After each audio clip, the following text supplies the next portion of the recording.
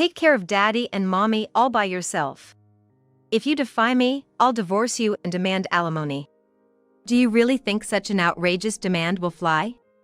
I was flabbergasted as I looked at Roy. He stood there boldly, grinning at me. He must think I'll give in to his demands. Indeed, I've been accommodating in the past, thinking it was best for my in-laws. Regardless of Roy, I thought they were good people. But now, after seeing my mother-in-law's true colors, I can't even muster sympathy, let alone concern. I smiled at Roy. All right then, let's get a divorce. Don't say I didn't warn you.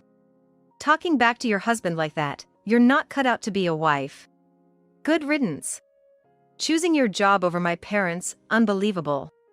Oh, my apologies. Exactly. Even if I lost my job, I'd put my parents first. I'm not heartless like you. Roy's proud declaration. Then why didn't he take time off now? Instead of pushing it onto me, he should just take a break and help his parents. Blaming me without taking any responsibility himself. Well, don't talk to me at work anymore. I wish I had chosen a different company. Roy said, flaunting his exit, pushing me to my limits. Then you're fired. What? Fired? You're not my boss. Lost your mind from the divorce shock? Laughing, I revealed a truth unknown to Roy. I'm Vanessa, 40 years old. Running an apparel company. I started it at 26. Having lost my parents early, I set goals and focused to motivate myself. Decades later, I've worked relentlessly to stabilize the company. As friends married one by one. I had no time for relationships. Constantly traveling for work, both domestic and international. I can't even remember taking a break. Relatives and others criticized under the guise of concern. You'll be too old to have kids soon. Isn't it lonely, all that work? Arguing was futile, so I just smiled and left. My dedication paid off, with business booming. The effort I poured into most of my life paid off, with the company's performance steadily rising. Finally, I could take regular breaks and enjoy my personal life. At 38. I had no marriage aspirations but was open to a good partner. That's how I was thinking. Then I met Roy. We connected over watching a soccer game. Encouraged by a subordinate, I went to see a game with a light heart and there, I met Roy, who was cheering for the same team. We hit it off and after watching a few games together, we started going out. Eventually, we began dating. He was lively and youthful. He had a wide range of hobbies and took me to various activities, from watching baseball games to playing video games, reading comics, and playing golf. Those moments with Roy were refreshing for someone like me, who had never spared time for fun. At 38, my first boyfriend made me giddy. Then one day, Roy asked, "Will you meet my parents?" Oh? If I were to get married, it'd be to Vanessa. That's why I really want to introduce her to my folks. It was about 2 months into our relationship when Roy sprung this on me. Though taken aback, I couldn't say no. I always looked forward to our time together. Things moved quickly, and a week later, we visited Roy's family home. Oh my! To be dating such a lovely lady, my son is one lucky guy. Truly. Such a wonderful woman.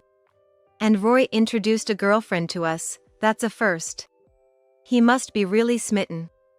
I was endlessly praised by his kind parents, feeling both happy and embarrassed. Roy, proudly grinning next to me, quipped, "Right? Finding someone like her at 38 is a real catch." It might not sound great, but he meant it as a compliment. I felt confident we'd get along well with such wonderful in-laws. Relieved that the meeting went smoothly. There was just one thing that caught me off guard, Roy referring to his parents as mommy and daddy. It wasn't a common term among adult men in my circles, so it surprised me at first. But I figured it's just a family difference and tried not to mind. Roy obviously had a close relationship with his parents, often praising his mom in our conversations. It was endearing, though sometimes it felt a bit off. Like when the topic of cooking came up. What's your specialty in cooking, Vanessa? I wouldn't say I have a specialty, but I often cook meat dishes. At this, Roy eagerly chimed in. Yeah. She makes great meatloaf. It's decent, but compared to Mommy's. Hey, maybe you could teach her some recipes. I get that a son's fondness for his mom's cooking is natural. But it was a bit disconcerting to hear it put that way. Nonetheless, Roy's mother was delighted. Oh. Then I better jot down some recipes for Roy's sake. As we were getting ready to leave, a shocking revelation came. So, when are you two tying the knot? His parents asked.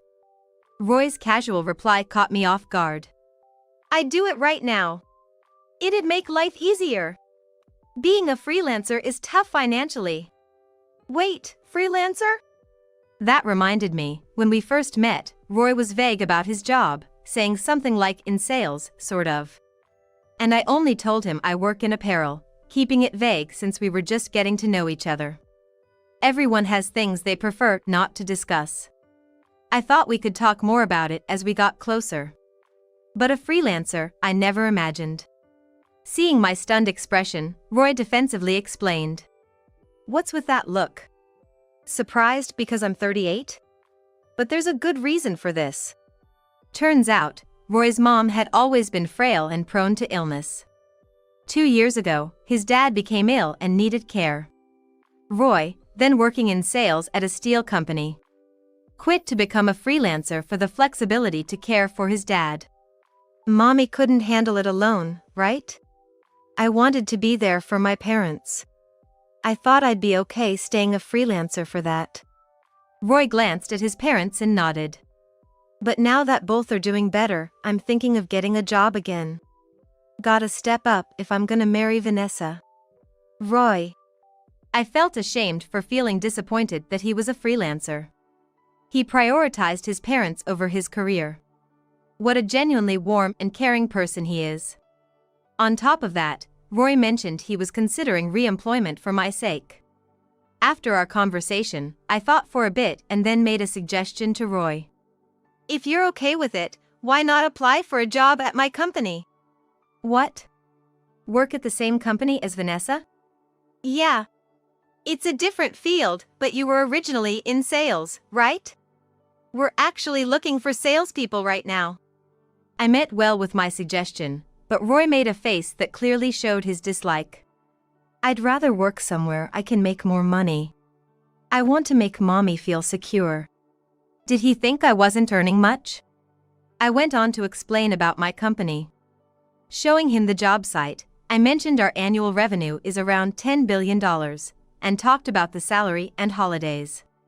I also described other benefits. Roy, looking intently at the site, started to warm up to the idea. This might not be so bad. He ended up applying for a position at my company. Luckily, we were looking to significantly expand our sales team, so Roy got the job. Pressured by his parents, we soon got married. Who would have thought we'd both end up working at the same company? Indeed. By the way, which department are you in, Vanessa?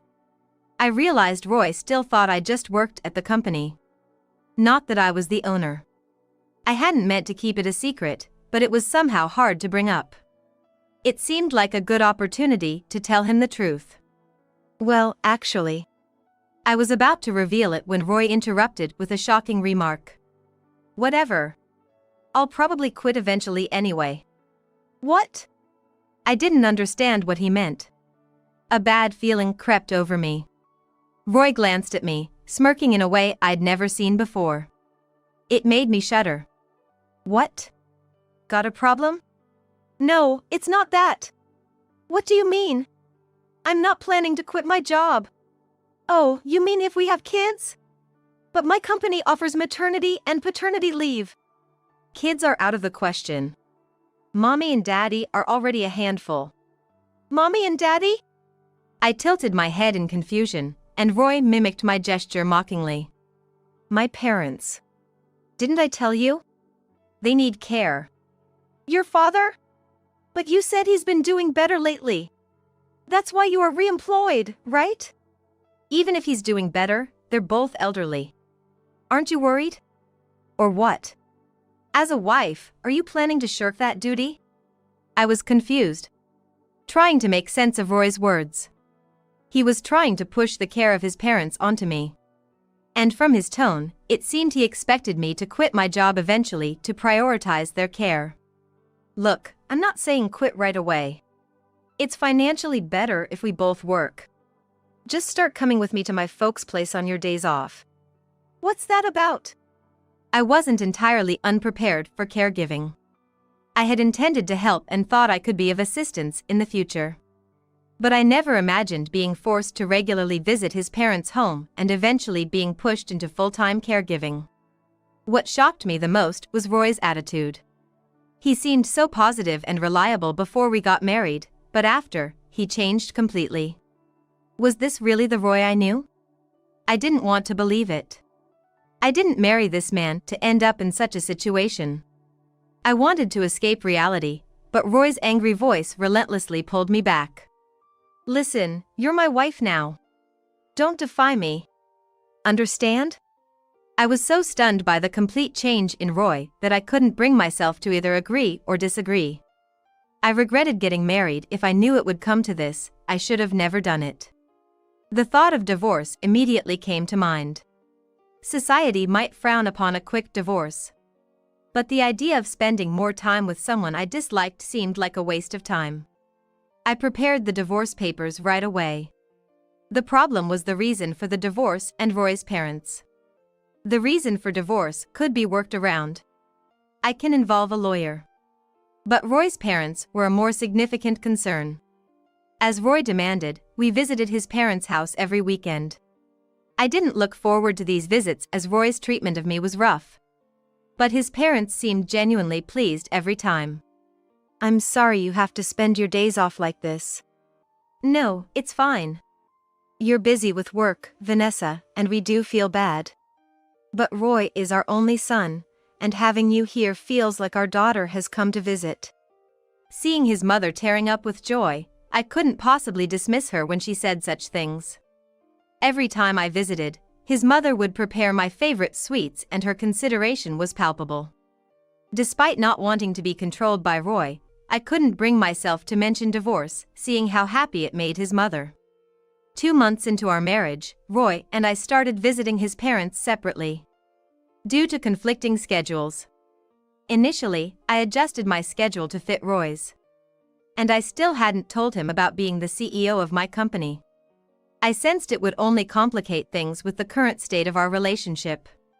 Luckily, Roy seemed oblivious to this fact, which I feared he might easily discover. Roy was not only a problem as a husband but also as an employee, causing several issues at work. I wanted to resolve these problems quickly and get a divorce. But what about his mother? She had been so kind, I didn't want to hurt her. Despite my turmoil, I headed to Roy's parents' house as usual. I had gotten used to entering their house without waiting.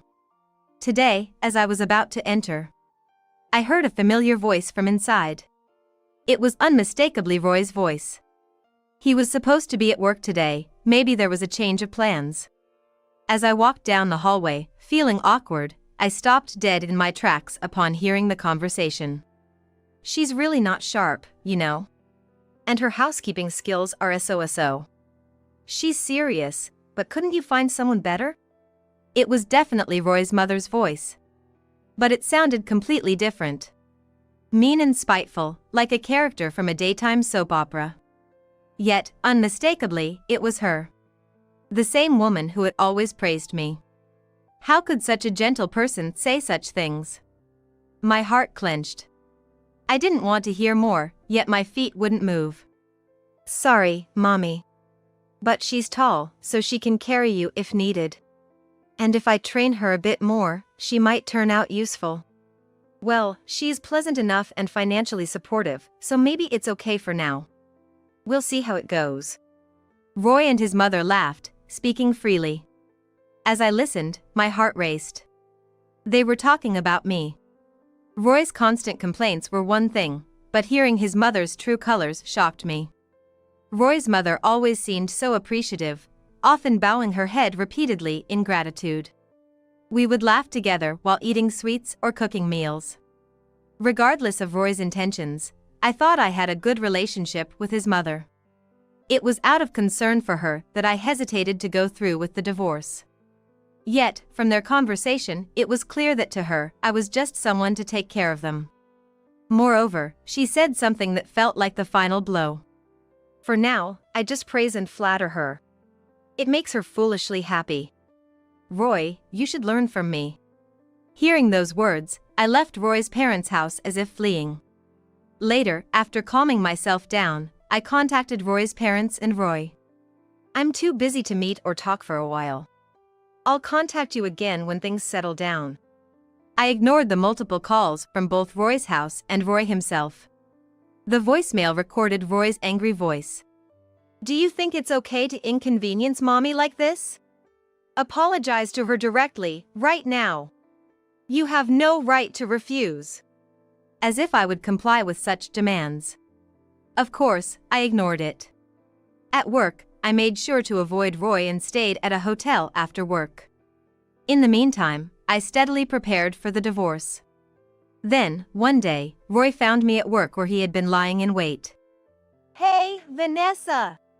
Roy looked like he was about to grab me, but seemed to hold back due to the public setting. I decided to talk with Roy in an available conference room. I've been looking for you. I called so many times. Do you have any idea how much I searched? Roy was furious. His breath was rough and his eyes, bloodshot with anger, glared at me menacingly. He stormed into the room and approached me, grabbing my wrist. Let go. Didn't I say that in the phone call? I'll contact you when I'm ready. Is there anything more important than mommy and daddy? Do you know how sad they've been without you? Sad? They were bad-mouthing me together, and yet he had the nerve to say that. I was shaking with anger. I wanted to silence him right there. To hurl every insult I could think of. But I was too worked up to speak, so I just glared at him. Roy continued, taking my silence as consent. They're suffering. Right now, they're hungry and have nothing to eat. Forget work today, just go back to them now. How dare he give me orders? We're not children, and it's not like they can't move. They need to stop being so dependent. I pushed his hand away and shouted. I have an important meeting later. I can't just take off for something like that. And if it's so important, why don't you take off work and go see them yourself? I shouldn't have to sacrifice so much for such people. Why should I throw away my significant work for them? Roy probably didn't expect me to fight back. He stumbled backward, surprised. You! Talking back to me! How dare you, as a wife? I've been thinking this for a while, but aren't your values skewed? What do you mean, as a wife? They're your parents. Shouldn't you be the one to take care of them before dumping them on me? Roy's work today was supposed to be just internal paperwork and meetings. Something that could be rescheduled or done another day, and the meetings wouldn't be too much of a hassle to postpone if he asked around. If his mother is so important, he should be the one taking time off. But he doesn't, which shows how much he truly cares. Yet, he tries to command me around. Roy's just a convenient mama's boy. It's so ridiculous it makes me sick. Huh? That's crazy. Why should I, the husband, have to grovel and take time off work to clean up your mess, the wife? Clean up what mess? Let's get this straight. Listen up. As my wife, taking care of my parents is your job. If you can't do that, you have no value as a wife. Roy blurted out his demands, puffing out his chest as if he was intimidating me. He looked like some playground bully. Not scary at all. What even is the value of a wife? Why do I need to be evaluated by him? So, what do you want from me? I asked, sighing. Roy sneered. Taking care of mommy and daddy is your job, wife. If you defy me, I'll divorce you and demand alimony. Does he really think such an absurd demand will work? I was utterly dumbfounded looking at Roy. He stood there boldly, grinning at me. He must think I'll give in to his demands because of my affection for his mother. True, I have been accommodating in the past, thinking it was best for my in-laws. I thought they were good people, apart from Roy. But now, after seeing his mother's true nature, I can't even muster sympathy, let alone concern. I smiled at Roy. All right then, let's get a divorce. Huh? Roy exclaimed in surprise. Do you even understand what you're saying? Yes. I can't be the wife you want, so let's divorce. If you want to claim alimony, go ahead. Whether I'll pay is another matter. I took out the divorce papers from my bag and handed them to Roy. I had been carrying them ever since I considered divorce. Are you serious? Do you realize what you're doing? Yes. Hurry up and sign. Roy was frozen in disbelief for a while. Losing patience, I said, "Oh, not divorcing? Just all talk, huh?" Red-faced, he hastily filled out the divorce papers. Checking the completed papers, everything was in order. I immediately handed them to my secretary to submit. Well, that makes us strangers now. As I said this nonchalantly, Roy spat out. You'll regret this. Arguing with your husband, you're not fit to be a wife. Good riddance. Choosing your job over my parents, unbelievable. Oh, that's too bad. Exactly. Even if I lost my job, I'd prioritize my parents. I'm not heartless like you, Roy proudly declared. Then why didn't he take time off now? Instead of pushing it onto me, he should just take a break and help his parents. Not doing so and just complaining to me is just shifting the blame. Then, don't talk to me at work anymore. I wish I had chosen a different company. Roy said this as he left, and that was the last straw for me. Then you're fired. That must have been the coldest tone I've ever used. Roy stopped in his tracks and turned around. What? Fired? You're not my boss, what are you talking about? Lost your mind from the divorce shock? Roy chuckled. Probably thinking it was a joke. I sighed softly and faced him. When our eyes met, Roy flinched, looking anxious. He must be bracing for what I would say next. I took a deep breath and calmly said, It's you who's mistaken. Don't you even know the face of your own company's president? Huh? No, that's not possible. Roy took out his phone and started looking something up. Gradually, the color drained from his face. He finally realized who I am. You're the president of this company? Finally got it, huh? His voice trembled pathetically. No, Vanessa, I didn't know. I didn't know? No, you just didn't bother to find out, right? I never brought it up, but he had plenty of opportunities to know. Even a simple search on his phone would have shown my name, if not my photo. Roy just never cared to look. Roy is just a convenient mama's boy who only cares about income and time off. Not really passionate about his work. That's why his performance at work is mediocre. To you, I was just an insignificant presence. What you and your parents wanted was a serious, hardworking wife who would take care of them. It didn't matter who, as long as she did the caregiving, right? Roy's face turned pale as he opened and closed his mouth, shaking his head. That's not true. If I knew you were the president, I wouldn't have made you do the caregiving. I would have taken care of mom and dad instead, and let you focus on work. So, as long as there's money, you can hire someone. I earn, and the caregiving is left to professionals, while you enjoy your life. Roy muttered a weak denial with a forced smile. Yes, if Roy had been more cunning, that could have been our future. Before I knew the true nature of his parents, if he had proposed like he used to, entertaining me, I would have agreed without question. I'll earn, so you can focus on caregiving, I would have said sincerely. If only Roy and his parents hadn't changed after the marriage, it could have been a viable future. Roy lost that opportunity himself. He looked up at me pleadingly, his eyes seemingly moist. Please, Vanessa. Let's start over. We were good together, weren't we? Let's go out again, okay? Please! True, you always took me to places I didn't know. Everywhere you took me was fun. Roy's face lit up with hope. Right? So, let's. But that was all an act to marry me. Life with you after marriage has been disappointing. I guess the divorce papers might be processed by now. I have a meeting to prepare for. I'll contact you about the termination. You can go home for today. I gathered my things, waved at Roy casually, and reached for the door. But before I could open it, Roy grabbed my left hand. I turned around to see Roy glaring at me. I glared back and asked, "Is there something else?" Something else? No. Our conversation isn't finished.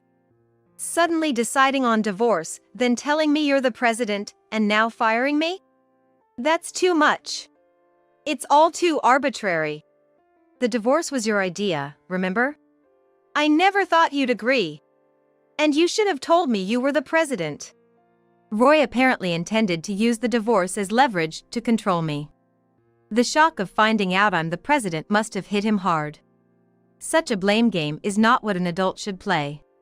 He never questioned why everything was so easily arranged for him. He's just blamed others all his life. I was so astonished that I was at a loss for words. Roy gritted his teeth in frustration. Regretting losing his cash cow, but that's not my concern. That's being too arbitrary yourself.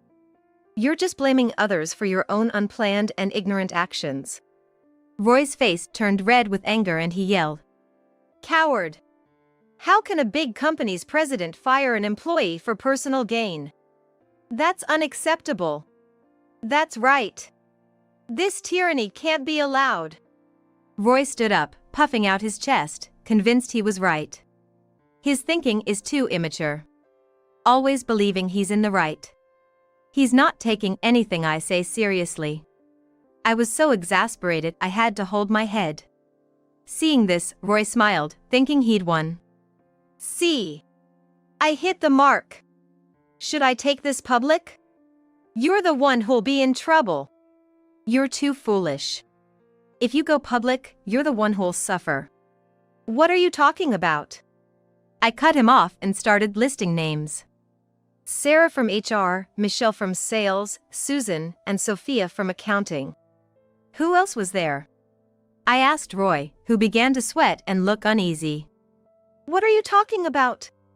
"You know very well. These are the female employees you've been persistently inviting out. I've received complaints asking for help. Most of these employees don't know you're my husband. Only my secretary knows. The complaints I've been receiving are about you. Most of the employees don't know that Roy is my husband. Only my secretary is aware. Among all this, I received a concerning report. Michelle from sales has been persistently inviting me out, and it's troubling." At first, I doubted my ears. My own husband was approaching several young female employees. And from what I heard, no matter how many times they rejected him, he kept coming on to them. I was embarrassed and apologetic beyond words. "I was just trying to deepen relations as fellow employees." "By specifically targeting women over a decade younger than you? And inviting them to hotels? What kind of relations were you planning to deepen?" There was evidence in the messaging app of Roy reaching out to these female employees. There was no way for him to talk his way out of this. "Your performance isn't great, and you've been a nuisance to other employees. It's a president's job to eliminate anyone causing harm to the company. But, oh, and the accounting department suspects you of embezzling funds. Surely you're not doing something so petty, right?" Roy looked away in silence. Unfortunately, this too seems to be true. A mama's boy who loves women and is stingy, and on top of that, causing trouble for others besides me. Disappointing as a husband and as a person. I'm disheartened by my own lack of judgment. I couldn't see him for what he was. All suspicions will be cleared before your termination, so don't worry. Now, I have a meeting to prepare for. You can go home today." Roy collapsed. Slumped over, muttering to himself. He must have realized it was all too late. I left him there and exited the room. Later, investigations confirmed all suspicions about Roy. He apologized to the female employees and then resigned voluntarily. Roy, now unemployed, returned to live with his parents. Later, he tried to start working again as a freelancer, but something unexpected happened. His father needed care, and his mother had been managing. Thanks to that, Roy only had to help out occasionally. However, recently, his mother began showing signs of dementia. Wandering at night. He now had to deal with a father who needed physical care and a mother who was generally fine but occasionally showed symptoms of dementia. "I can't get a moment's peace. I'm running out of money. Help me," Roy pleaded. Had the divorce been amicable and had there been no hard feelings with his parents, I might have helped. But they looked down on me as just a caregiver. There's no room for sympathy. "I'm sorry, but I can't help. As we're now strangers, please refrain from further contact. Depending on the situation, I may take appropriate actions." After that, Roy stopped contacting me. Post-divorce, I decided to live alone, swearing off marriage. However, just as I made up my mind, someone I've known for years through work confessed to me. Traumatized by Roy, I thought of declining, but having known him for a long time and knowing he's sincere, I accepted his offer to date. Whether it leads to marriage or not, I'm unsure and somewhat skeptical about another change post-marriage, but he's the most peaceful person I've met. Also, as fellow business owners, we have a lot in common. Unlike with Roy, he's truly a partner. If I can spend my future with him, I hope this happiness lasts. With that wish, I continue to work hard today. My name is Elizabeth Smith. I've been a stay-at-home wife for 4 years now. My husband, George, has been longing for children since before we got married. Of course, I wanted kids too. But for some reason, I didn't even show signs of pregnancy for 3 years. After a year and a half of fertility treatments, I finally got pregnant, but George, worn out from waiting, didn't show any happiness or interest in my pregnancy. Then my water broke. I asked him to take me to the hospital, but he ignored me and left the house. I frantically called an ambulance and fortunately the child was unharmed. However, he was cold to me during my hospital stay. If it continues, I will miss Gary. So, I decided to return to my parents' home as soon as possible. Then, our child was born. Looking at my baby's sleeping face, I felt such happiness. But he never visited me in the hospital. Nor did he reply when I informed him of the birth. When he finally came, he brought divorce papers. "Just because you had a kid doesn't mean you can act all high and mighty. I'll divorce you if you do. You had twins? You take care of those kids. I'll provide financial support, but don't rely on me." I couldn't understand what he was saying. They were our children, after all. Then he said, "I have a mistress.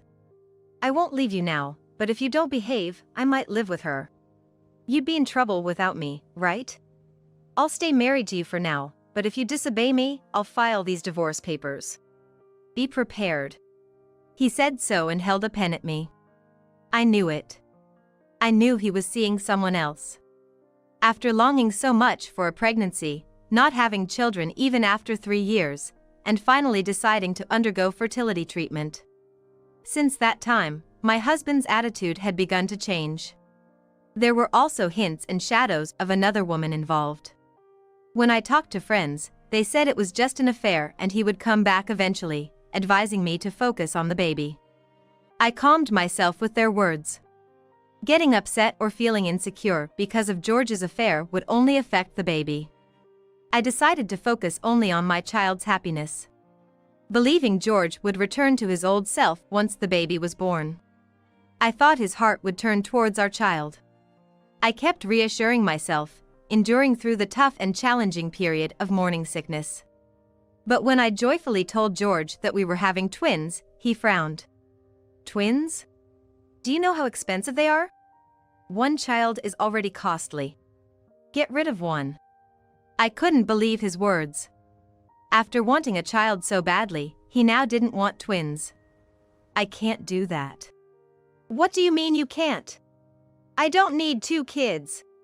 But you wanted kids so badly. So what? You get to be a parent to 2 kids at once. Look, if it was earlier in our marriage, I might have been happy about twins. But now, I don't care. After he said that, our conversations practically ceased.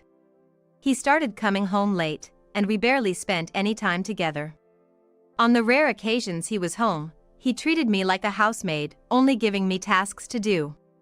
Hey, where's my dinner? He would yell irritably if dinner wasn't ready when he got back from work.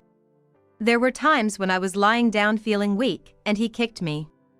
I always tried desperately to protect my belly from being kicked. When he told me to accompany him for shopping, carrying heavy bags became my duty. Walking slowly due to my heavy belly, he would get angry, saying it was too slow for him. Cleaning, laundry, cooking and taking care of him. I felt like a tyrant was ordering me around, giving me task after task. I worried if this would affect the baby's health, and then my water broke. He was laughing and watching TV. Hey! Change the channel. He doesn't even want to touch the remote control that is right in front of him. I stopped cooking and went to change the channel for him. As I was about to do so, he yelled, "I can't see," and kicked my belly. When intense pain surged through me and I felt a warm liquid flowing down my legs, I realized my water had broken. Ow, it hurts. Honey, call an ambulance. I couldn't make out his expression. He seemed to stare blankly at me for a while, but no matter how much I pleaded, he wouldn't call an ambulance. Instead, he said, "I don't care. Call it yourself." And left the house. I reached for my phone with the thought of saving my child, hearing the door slam violently. And that's how I managed to call an ambulance and get to the hospital. The doctor told me to rest, and I was admitted to the hospital. That night, he texted me, demanding to know where I was. I have to rest, so I'll be staying in the hospital for a while. He clicked his tongue and said, "You're hospitalized for that? Annoying. You're such a useless woman." Then hung up. I couldn't believe his words and feared for the baby's safety if I returned home. He knew about the child and still kicked my belly. What might he do next? I was filled with fear. I'm scared to go home. I wished I could stay hospitalized until the birth, but I knew that wasn't possible. To escape the fear of living with George, I sought refuge with my parents and decided to return to my childhood home. My poor girl. You should have come back sooner if things were this bad. My mother came to pick me up and tenderly took care of me. It had been so long since I felt this kindness, and I couldn't help but cry. Just relax at home. Your only job is to safely deliver the baby. I nodded repeatedly. Back at my parents' house, I spent peaceful days like when I was a young girl.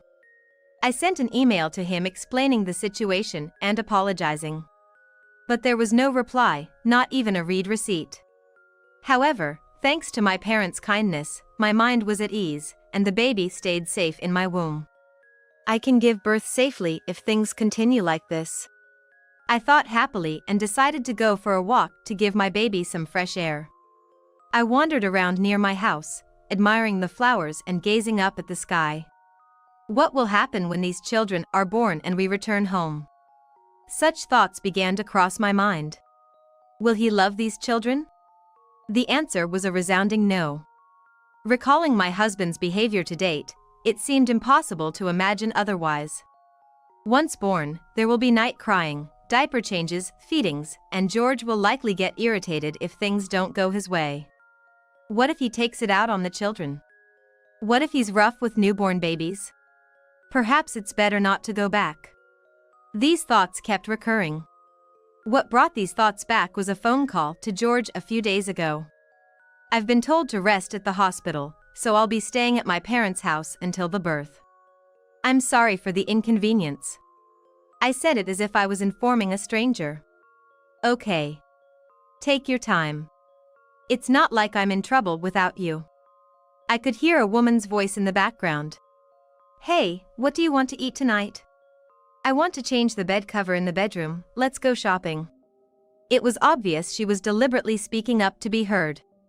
I realized they were using the bedroom. It was clear that the woman's voice was meant for me to hear. I knew he had a woman. Strangely, I wasn't shocked. What do I really want by going back to such a man? I can't see these children being happy there. His laughter echoed in my mind. There was no sadness, no pain. Only hatred. He had his heart taken by another woman, which is why he didn't rejoice in the pregnancy. So, was he trying to make me miss Gary with his cruel behavior? Just then, the babies in my belly moved. It felt as if they were telling me not to harbor hatred. Ah, you're right. Sorry, I shouldn't think like that. I whispered to my belly, admonishing myself, and continued walking, soon seeing my old middle school. Children were running around energetically, a world full of hope for the future. I used to think like that too. I'd marry a wonderful person and be happy. As I gazed through the fence at the schoolyard, a car stopped beside me, and someone called out. Hey, aren't you Elizabeth? Turning at the sound of my name, I saw a familiar face. It's me, Tom, from the same middle school. Forgot me, huh? Tom, a classmate from middle school days, slowly came back to me. I had some free time and thought of visiting the school. He told me why he was here, even though I didn't ask. Nostalgic, right? I sometimes come here too. Not sure why, but it's always middle school, not high school or university. He said with a laugh, looking bright and radiant. It's great to meet a classmate here, I've got some time, wanna talk for a bit? Oh, but it's cold here. Did you know there's a cafe nearby? It's a nice little place run by an individual. Let's go there. I couldn't help but laugh as he invited me to join him as if we were in junior high school. Come on, get in. With a belly that big, walking must be hard, right? But... Come on, get in, no need to be shy. We're classmates, right? I only went out for a walk, I don't even have my wallet. What, that's it? I'm not a middle schooler anymore, don't worry. I can afford a cup of tea. He laughed. Once we entered the cafe, just as he said, it was a very calm and pleasant place. Sitting by the window, enjoying the view, we reminisced about old times. Congratulations on your marriage. Hearing that, my face clouded over. Was this marriage really something to be celebrated? What about you, Tom? Me? I'm single.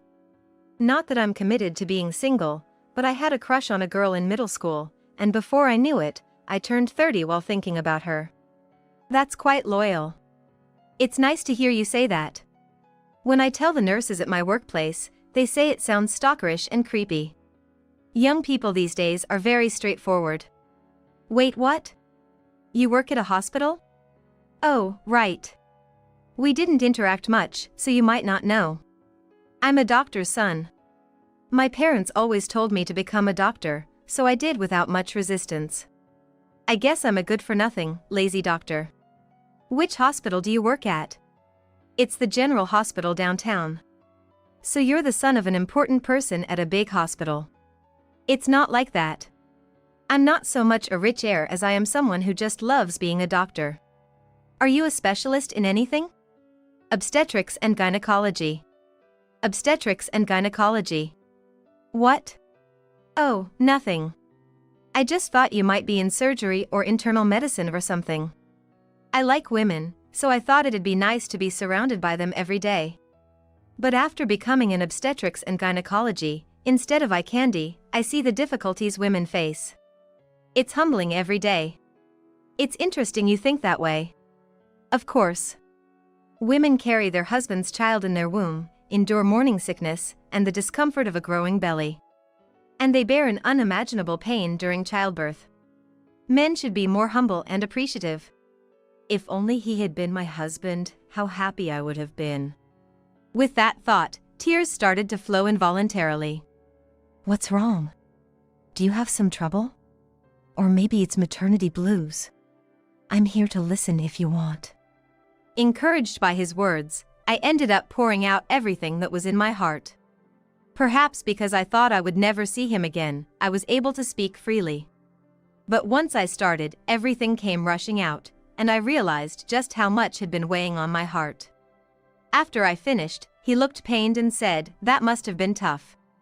And then my dried tears began to flow again. Following this, I started visiting his hospital. "I'll be your doctor until you give birth. Tell me even the smallest concerns. I promise to safely deliver these children." He contacted me almost daily, alleviating my worries. The twins I safely gave birth to are smiling at me like angels. He visits my home whenever he has time, checking on the children. Being a first-time mother, I have many worries and concerns, and his presence has been a great support. After spending about 3 weeks at my parents' house postpartum, I was torn about returning home. My husband occasionally sent me messages on WhatsApp, but they were full of sarcasm and disdain, showing no concern for the children. "How long do you plan to stay there? If you think you can raise the kids with my money, come back and take care of the house. If you can't do that, there's no point in us staying married." Even when I sent pictures of the children, his only comment was, "They look like monkeys." My husband, resentful of my relaxed time at my parents' house, said, "Don't get too comfortable just because you had a baby. He doesn't love me anymore." That thought kept coming to my mind and wouldn't go away. Should I continue this marriage for the children's sake? But I don't think they'll be happy with things as they are. Being fatherless is also hard. No matter how much I thought about it, I kept going in circles. Then one day, my husband came to visit. Just seeing his face made my heart race and my chest tighten. He put on a good face in front of my mother, but as soon as she left, his expression changed, and he bombarded me with nasty comments. And then, "Sign this." It was a divorce paper. What? Just because you had a baby, you think you can do whatever you want, not coming back home. A woman giving birth is just natural. If you keep neglecting your duties at home, I can divorce you anytime. Sign this. I've already signed it. True enough, his name was there. A woman like you is not needed, really. But I'll keep you as a housekeeper. As long as you listen to me and take care of the house, I won't divorce you immediately. After all, we need to raise the kids. Without me, you'll be in trouble. So serve me well, considering that. I couldn't bring myself to sign the document my husband had presented, still undecided in my heart. Seeing my hesitation, he just grinned nastily. He kept berating me, thinking I couldn't live without him after having 2 kids. "So, when are you coming back?" "After the postpartum month." "Cut it out already. I went earlier, but you're the housekeeper, you know? If you don't come back, the house will stay messy. Your job is to keep the house clean for me, right?" "There's a woman." "What?" "There's a woman in our house, isn't there?" "What?" "You brought another woman into our house while I was away, right?" "Oh, you knew that?" "Yeah, I have a mistress. Even if you come back, she'll live with us. You'll clean and cook for both of us, doing your housekeeping duties." "What the?" "I'll provide for the kids, so no complaints, okay?" What selfish reasoning. "So, sign it already. Once you do, you'll be my slave for life." "Fine, I'll sign. But once I do, we'll divorce." "What are you talking about?" "I didn't say I wanted to divorce right now. As long as you obey me, I won't divorce you. We have to feed the kids." "No, that's okay. I've thought about it enough." "Thought about what?" "Divorcing you. I thought it'd be better for the kids if we didn't, but I can't bear the thought of returning to a house with your mistress. And I can't stand the idea of living with someone as arrogant as you. Let's end this." "I didn't plan to divorce." He panicked, but I had no time to ponder why. I just wanted it to be over. That's all I wanted. I took the pen, wrote my married name for the last time, and signed my own name. "You'll be in trouble without me. Who's going to provide for the kids?" "Don't worry, I can work too. Thanks for making my decision easier." At that moment, my mother, standing at the doorway, clapped. "Well done, Elizabeth. You can't be happy with such a man. We, your parents, will take care of you and the kids. Don't worry and go ahead with the divorce." "Mom, were you there the whole time?" "Yes, I was." Neither you nor George noticed. "I've been listening the whole time, with the doctor here." Beside her stood Tom. "What? Who are you?" "I'm Elizabeth and her children's home doctor. I came to check on the kids, but I didn't expect this. As a doctor, I'm relieved she's divorcing. I agree with it." "What's this, Elizabeth? You having an affair? Don't be ridiculous. As I said, he's the obstetrician who's been looking after the kids. Doctors don't just come over." "Well, I do. I've been friends with her since middle school. I know all about what you did to her. I've always liked her since then. I heard she was married and unhappy, so I planned to ask her out if she divorced." "What?" "Now that she's signed the divorce form, she's free, right?" "Elizabeth, did you come to your parents' house to meet this guy?" "No. I didn't know he liked me until now." "Elizabeth, I've liked someone since middle school, and that's why I never got married. That person was you." "Oh, how sweet." "Today, I just happened to come to check on the kids, but it turned out to be perfect timing. I think this is a chance given to me by fate." Saying this, he came over to me, snatched the divorce papers, and handed them to my mother. "So you were cheating after all. Setting up this farce, what a person you are." "How pathetic can you get? Just because you have a mistress doesn't mean she's cheating too." "What?" "I bet the woman you're with is nothing special, right? So when she wasn't around, you turned the house into your playground. You two probably planned to bring Elizabeth back and keep her as a housekeeper, right?" "That's nonsense." "Is it? When she was there, the house was clean. But look at the current state." He showed a photo on his phone. The house was a mess, like a garbage dump. The once tidy house was now unlivable. "Why do you have such a photo?" She confided in me. "I became curious about the kind of woman you were with. What kind of woman caught your attention? So, I hired a detective to investigate, and this is what they sent." "You're invading my privacy." "If we started worrying about that, private investigators would be out of business. I just wanted to know your situation. And you're satisfied with living with such a woman? But since the house is dirty, you came here, thinking she wouldn't agree to the divorce." "Shut up." "But sadly for you, anyone would reconsider after being kicked in the belly while pregnant, causing their water to break. Stop underestimating her." "Damn it." "And you've confessed to having an affair, but it seems you've been with that woman for over a year." "Wait, that's around the time I got pregnant. So you weren't happy because of her?" "Apparently." "Exactly. I like her better than a woman who can't easily have children." "I suspected you were with another woman. I thought it would end eventually." "It never would. Being with you is not fun at all. But I was cheating, and you have a man too. So we're even. I won't pay alimony or child support. Who knows if those kids are even mine? Sadly, these children are yours. They were born during our marriage. And if you think we're having an affair, show proof. Otherwise, it's defamation. If you're okay with that, go ahead and sue. I'll be ready." "What?" "I might sue you too." "Why?" "I'm the deputy chairman of the biggest hospital around. You've accused me of having an affair. That's defamation. Plus, your assault and refusing to pay child support could lead to legal action. I have the money for it. If there needs to be proof. Coming to a woman's house personally like this is evidence enough, isn't it?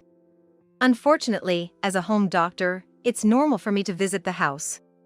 Especially when there's a newborn from a first-time mother. It's natural to want to help a worried mother. And your mother-in-law is always present, so there's no issue. Why don't you hire a detective too?" Well, if you have the money for it. Damn it! It's a bit blunt to say, but you're just an ordinary employee. Your salary isn't that much, is it? Do you really think you can fight me? It's an impossible ask. What? Also, if my girlfriend accepts my proposal, I intend to adopt the kids. If that happens, I won't ask for child support. Lucky for you. But then, you won't be their parent anymore. I won't let you see them. But it saves you money, right? Hope she accepts me. Ah, yes, that's good for me. I won't struggle without you. But I'll find evidence and I'm going to sue for alienation of affection. Go ahead. It won't bother me, but only if you have evidence. I have solid proof of your affair. Of course, I've recorded this entire conversation. What? Damn it! He tried to leave angrily. But then Tom said something more. I have some advice for you. What? Be careful with your mistress. What do you mean? You'll understand soon. He smirked and pointed George towards the exit. After that, my divorce from George was finalized, and I was able to claim alimony and child support. Of course, I also claimed damages from his mistress, who knowingly had a relationship with a married man. And then the woman made a big fuss, asking why she had to pay for it too. In the end, it seems he ended up covering her share as well. It seemed like George and the mistress would live happily in that house, but it didn't turn out that way. About 2 months later, the mistress's affair came to light. And along with her significant debt. It turned out that the debt was all for buying luxury stuff. Moreover, she had used his name as a guarantor and borrowed from disreputable sources. When this was discovered, the mistress became furious, leading to a huge fight with him, even involving the police. Eventually, the mistress had to work to pay off her own debts, but one day, she suddenly disappeared, leaving behind nothing but debt. George, left with the repayment, was forced to work, but with collectors showing up on payday, he was left with barely any money.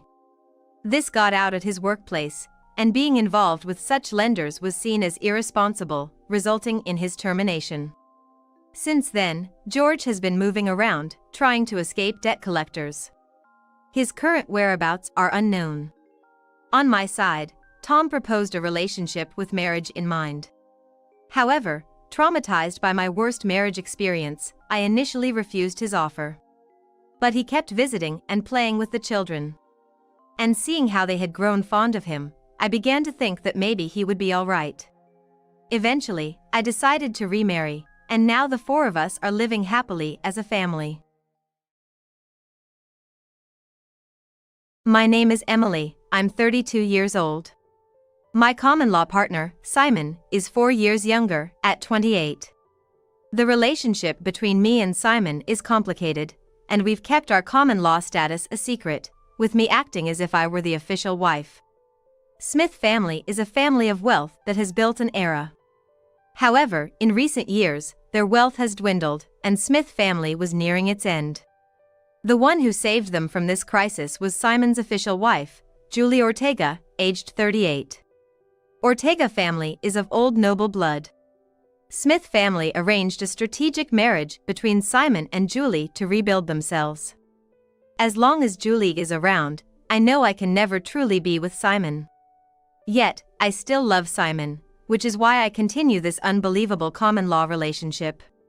Simon is a typical rich boy, doing whatever he pleases.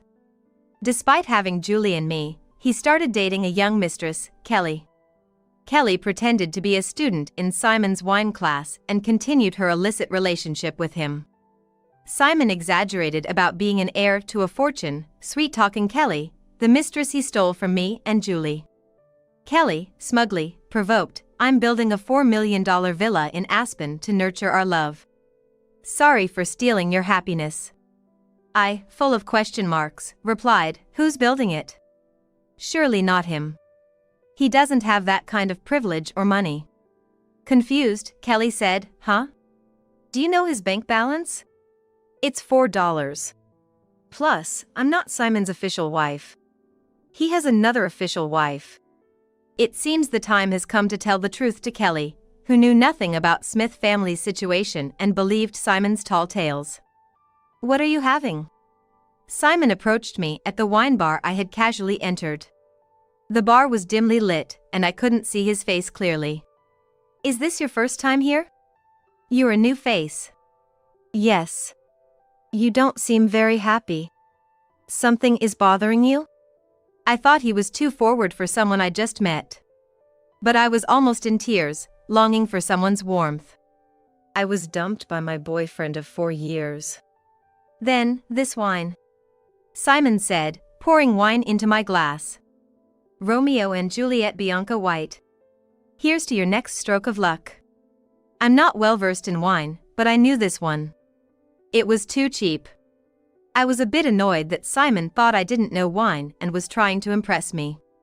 But even this cheap wine felt like a warm embrace on this particular day. This is how Simon and I met, and I began visiting this wine bar more often, drawn to each other. "I'd like to date you, Emily." His sudden confession also happened at this bar. But the way he said it made me curious. "You're older and such a wonderful person, I thought maybe you wouldn't consider someone like me." "No way, Simon, you wouldn't choose an older woman like me. You're not an older woman. Negative thinking isn't good. I wish you'd have more confidence." Simon seemed unusually angry as he said this, so I decided to stop teasing. "Emily, can you promise you won't hate the real me once you know?" "Well." I was bewildered, not knowing what kind of bombshell was about to drop. Is this content really worth being so secretive about? "Actually, I'm married." "Huh?" "Well, there's a deep reason for this." Simon began to talk about his marriage. "You found my marriage partner for me? What are you talking about? Julie from Ortega family? Isn't she much older than me? Why do I have to go through with an arranged marriage? A girlfriend? I don't have one right now. Are you trying to take advantage of that to push this forward? Smith family's crisis? I don't know anything about that." "Oh, Ortega family used to be nobles? So what? Does the Smith family have no more assets? We can't live the same way we used to? That would be a problem. A marriage to maintain this lifestyle? Well, if that's the case.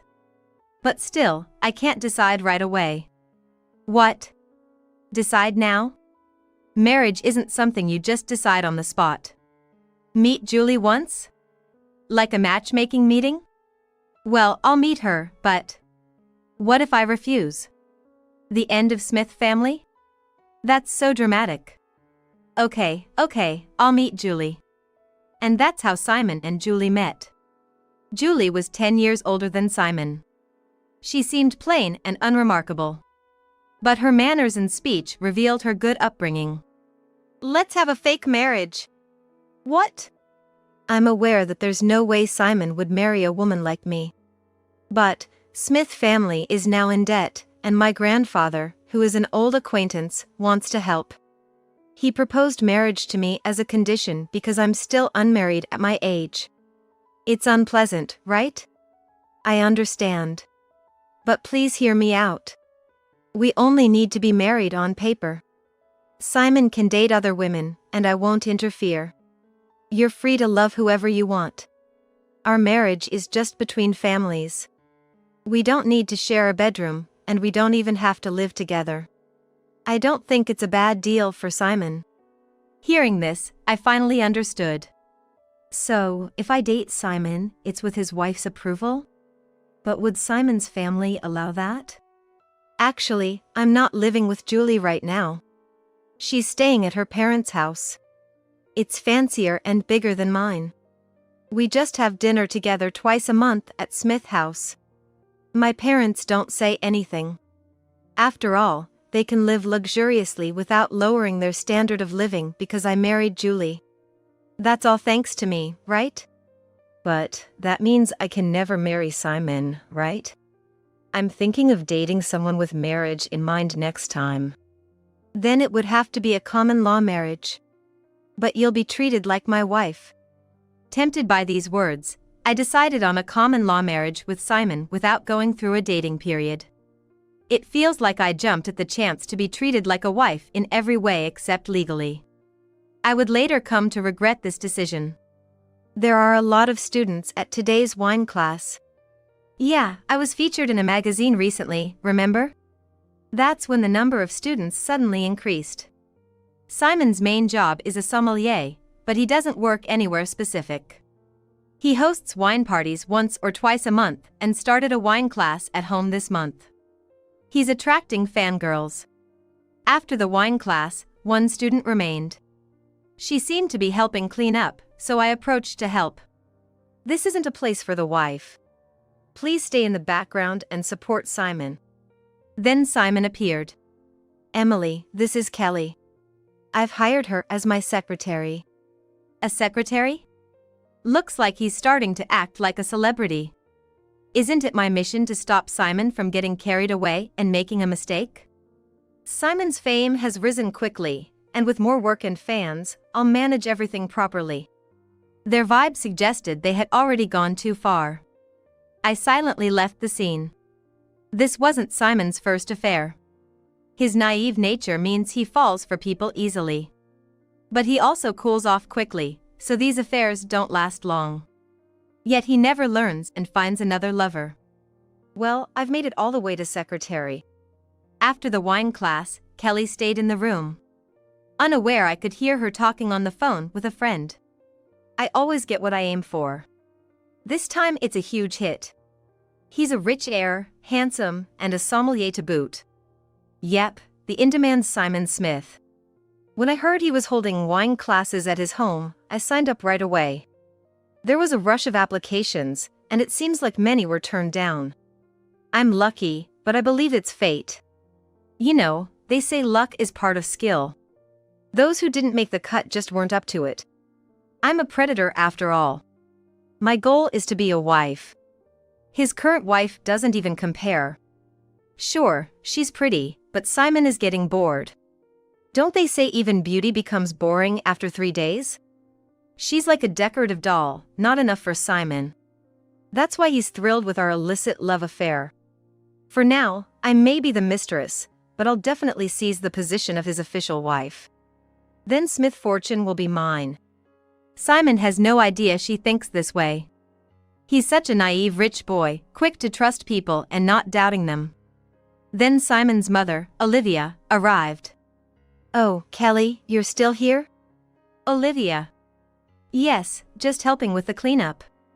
How did these two become so close? Kelly must be ingratiating herself with Olivia to gain an advantage. Olivia seems to like Kelly. Otherwise, she wouldn't talk to her so casually and with a smile.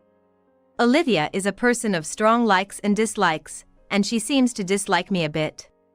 She still doesn't quite know how to deal with me, someone in a delicate position. I became Simon's secretary, so I'm in charge of the details of this wine class. He's popular, after all. It's helpful. Kelly, if you could support him. Simon can't do anything on his own. I suggested everything, the wine parties and classes. He won't make a move unless pushed. Even though he's in his 20s. I thought, with a sommelier's license, he should do something useful. Simon's attachment to his mom is something, but Olivia's love for him can be excessive at times. But, with a wife around, I feel like I'm overstepping. What are you talking about? The wife is useless. She doesn't seem to love Simon. Doesn't do housework, eats separately. Despite being older, she knows nothing. Well, she was raised as a lady, so she's clueless about the real world. As a wife, she's too detached. At this point, I realized Olivia was talking about Julie, not me. Olivia dislikes Julie.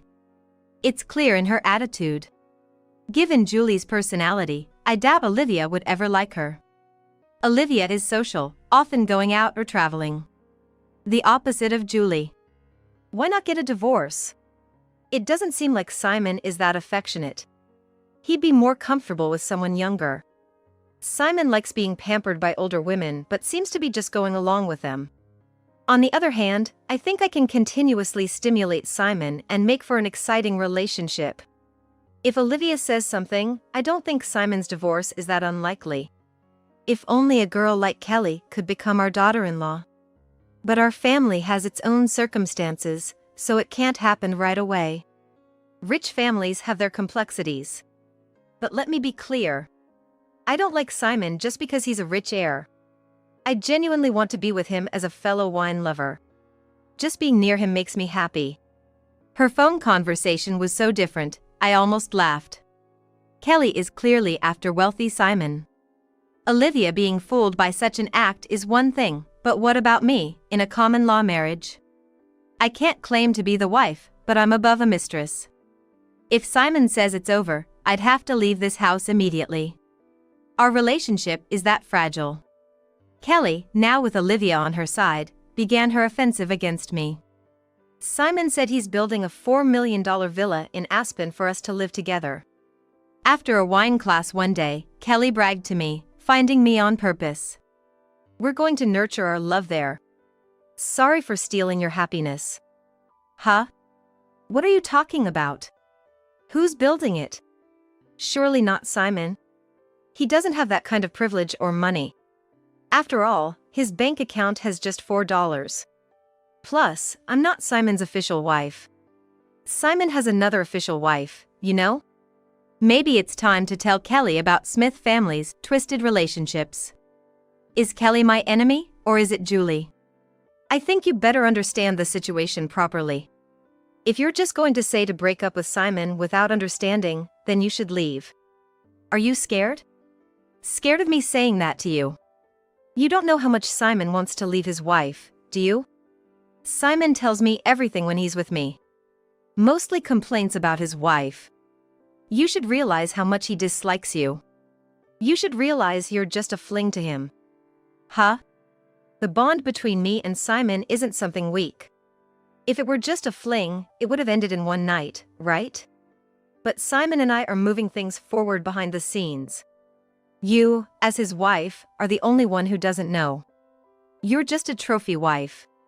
Just to look good beside him, it's such a bad deal. You approached Simon for his money, right? I can see through that. But you're just a mistress to him, and it's not going any further, so you're attacking me? That's pretty misguided, don't you think? I fired back.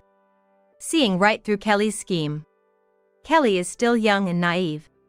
Not having experienced much of life's harsh realities.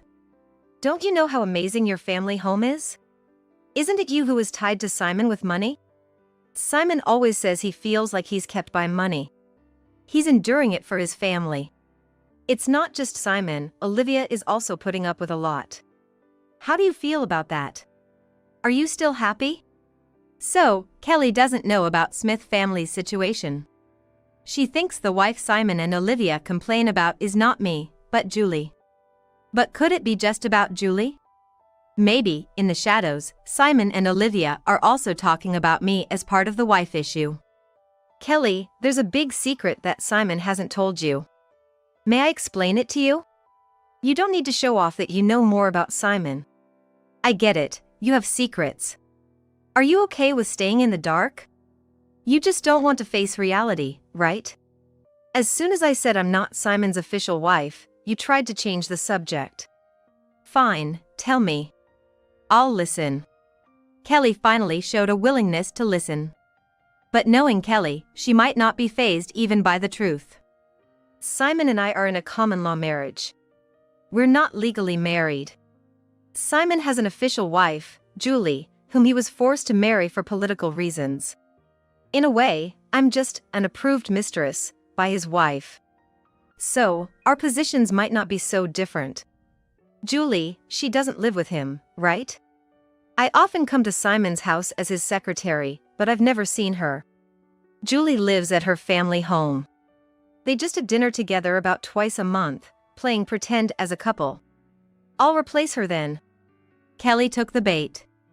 Not backing down, but planning to take Julie's place as the official wife. This is too good an opportunity to miss. Or, Emily, are you not giving up the official wife position? If that were the case, you could have acted sooner. That means you never really loved Simon, right? It's not that simple. First off, Kelly, does your family come from money? Smith family is on the decline, yet they can't afford to lower their lifestyle, so they're seeking financial assistance. I can imagine how much Simon has exaggerated. But you won't be able to live the wealthy life you're thinking of. I think I can handle that. Simon's in high demand now, right?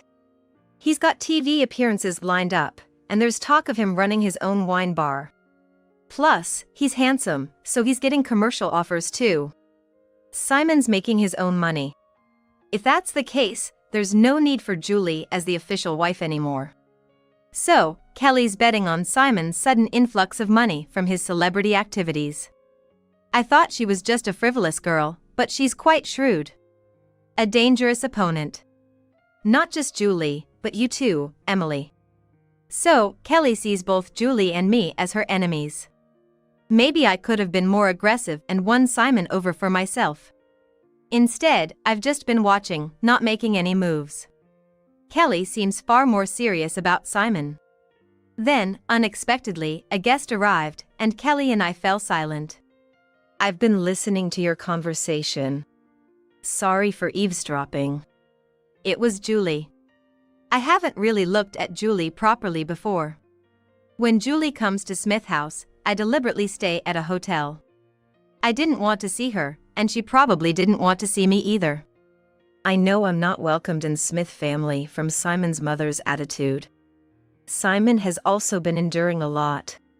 But I married Simon with a certain feeling, a feeling I could never tell him. Let me explain it now. Shouldn't we call Simon then? I've always felt a bit sorry that you couldn't talk to Simon about these things. No, please! I can never tell Simon. Then maybe you should keep it to yourself and take it to the grave. It doesn't seem like something worth making a big deal about. Kelly is quite blunt. Not just because she's young, but she seems irritated by a demure and graceful woman like Julie. Then, consider this my monologue. Simon and I have a 10-year age gap. The first time I saw Simon, he was 16, a freshman in high school, and I was 26, working at an art museum. Smith and my family have been friends for a long time. My grandfather and Simon's grandfather were social dancing buddies, close friends. I fell for Simon at first sight, seeing him on his way to school. But he was just a 16-year-old boy, and I, a 26-year-old adult, couldn't get involved. So, you fell for high schooler Simon at first sight? Your story's roundabout. Please get to the point. Yes, I'm sorry. My one-sided love continued. I thought I'd be content with just that. I've seen Simon with other women.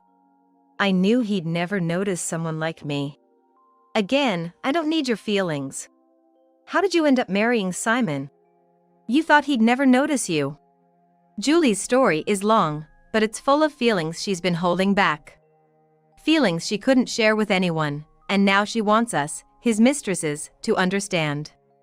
Maybe she's hoping for some empathy? I heard Smith family was in trouble and wanted to help. My grandfather joked, if you marry my Julie, I'll help. I was 36 then, and he probably teased me.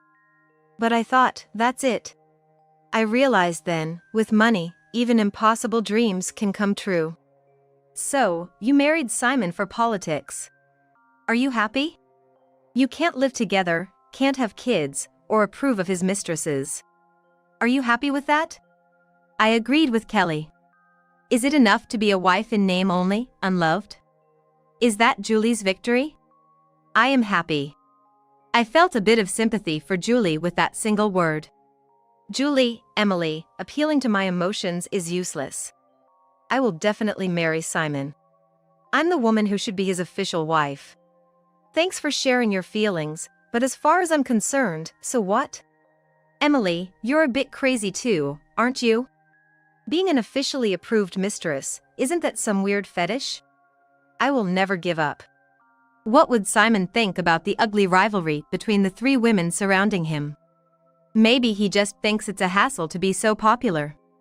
To Simon, the official wife, mistresses, and common law marriage might all be the same.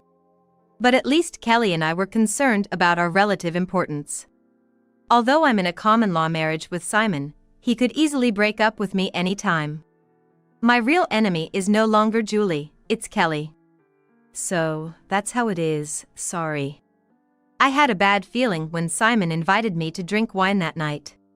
It's not that I've come to hate you, Emily.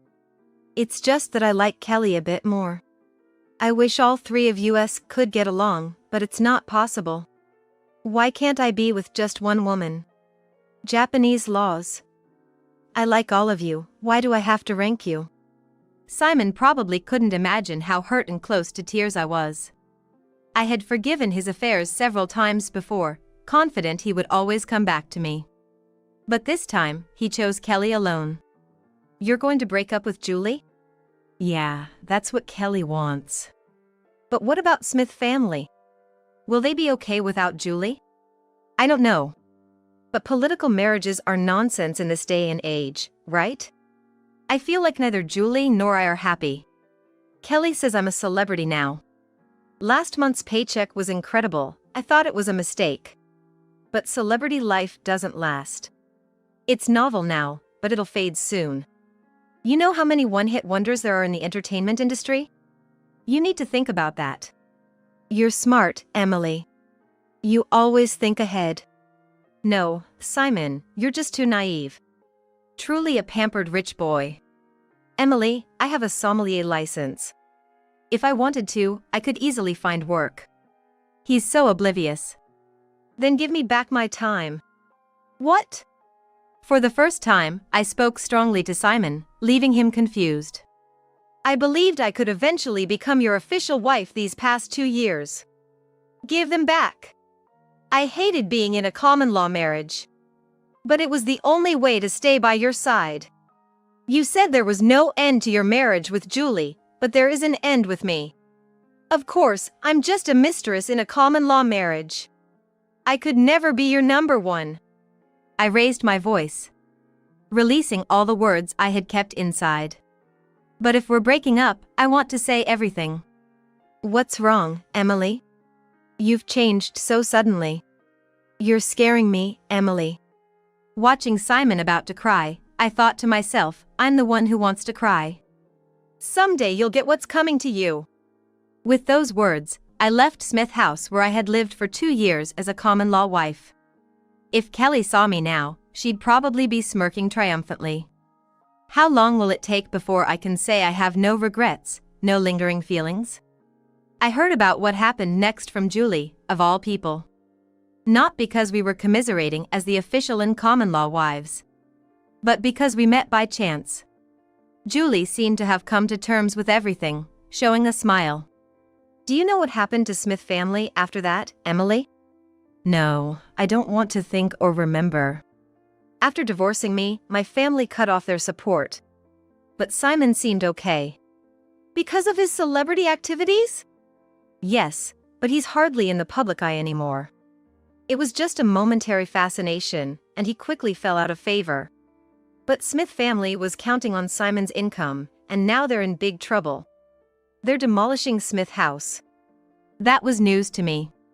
The land will sell for a good amount, being prime real estate. They're buying a small apartment to live together as a family. Is Kelly with them? You don't know? Kelly left Simon as soon as the money ran out. What? She said Simon without money was useless and left him. But Kelly had maxed out his credit cards, and now she's on the run from debt collectors. Simon is really an idiot. We kept telling him that Kelly was just after his money. But he kept insisting not Kelly. Being gullible and pure is such a hassle. And the reason he was cut from TV and magazines, that was because he lied, right? About having a sommelier license. That's right, he obtained it illegally by paying for it. And now he's being sued by sponsors. Julie and I laughed out loud. Serves him right. From a harem to the homeless, huh? Julie and I couldn't stop laughing. My name is Emily. 28 years old. A working housewife who got married to a man 3 years older, 4 years ago. We didn't have children yet, but I thought we were living happily in an ordinary way. But it seems I was the only one who thought that. Everyone, can I have a moment? It's a bit difficult to say, but there's something I need to tell you all. It was January 4th of a certain year. It was when my husband and I went to visit his parents. Until just a moment ago, my husband, who had been eating and drinking, suddenly turned serious and began like this. What's with all the formality? What's going on? Do you have something to consult about? It's not so much a consultation, but something I've decided on my own. Decided? Like you're going to change jobs or something?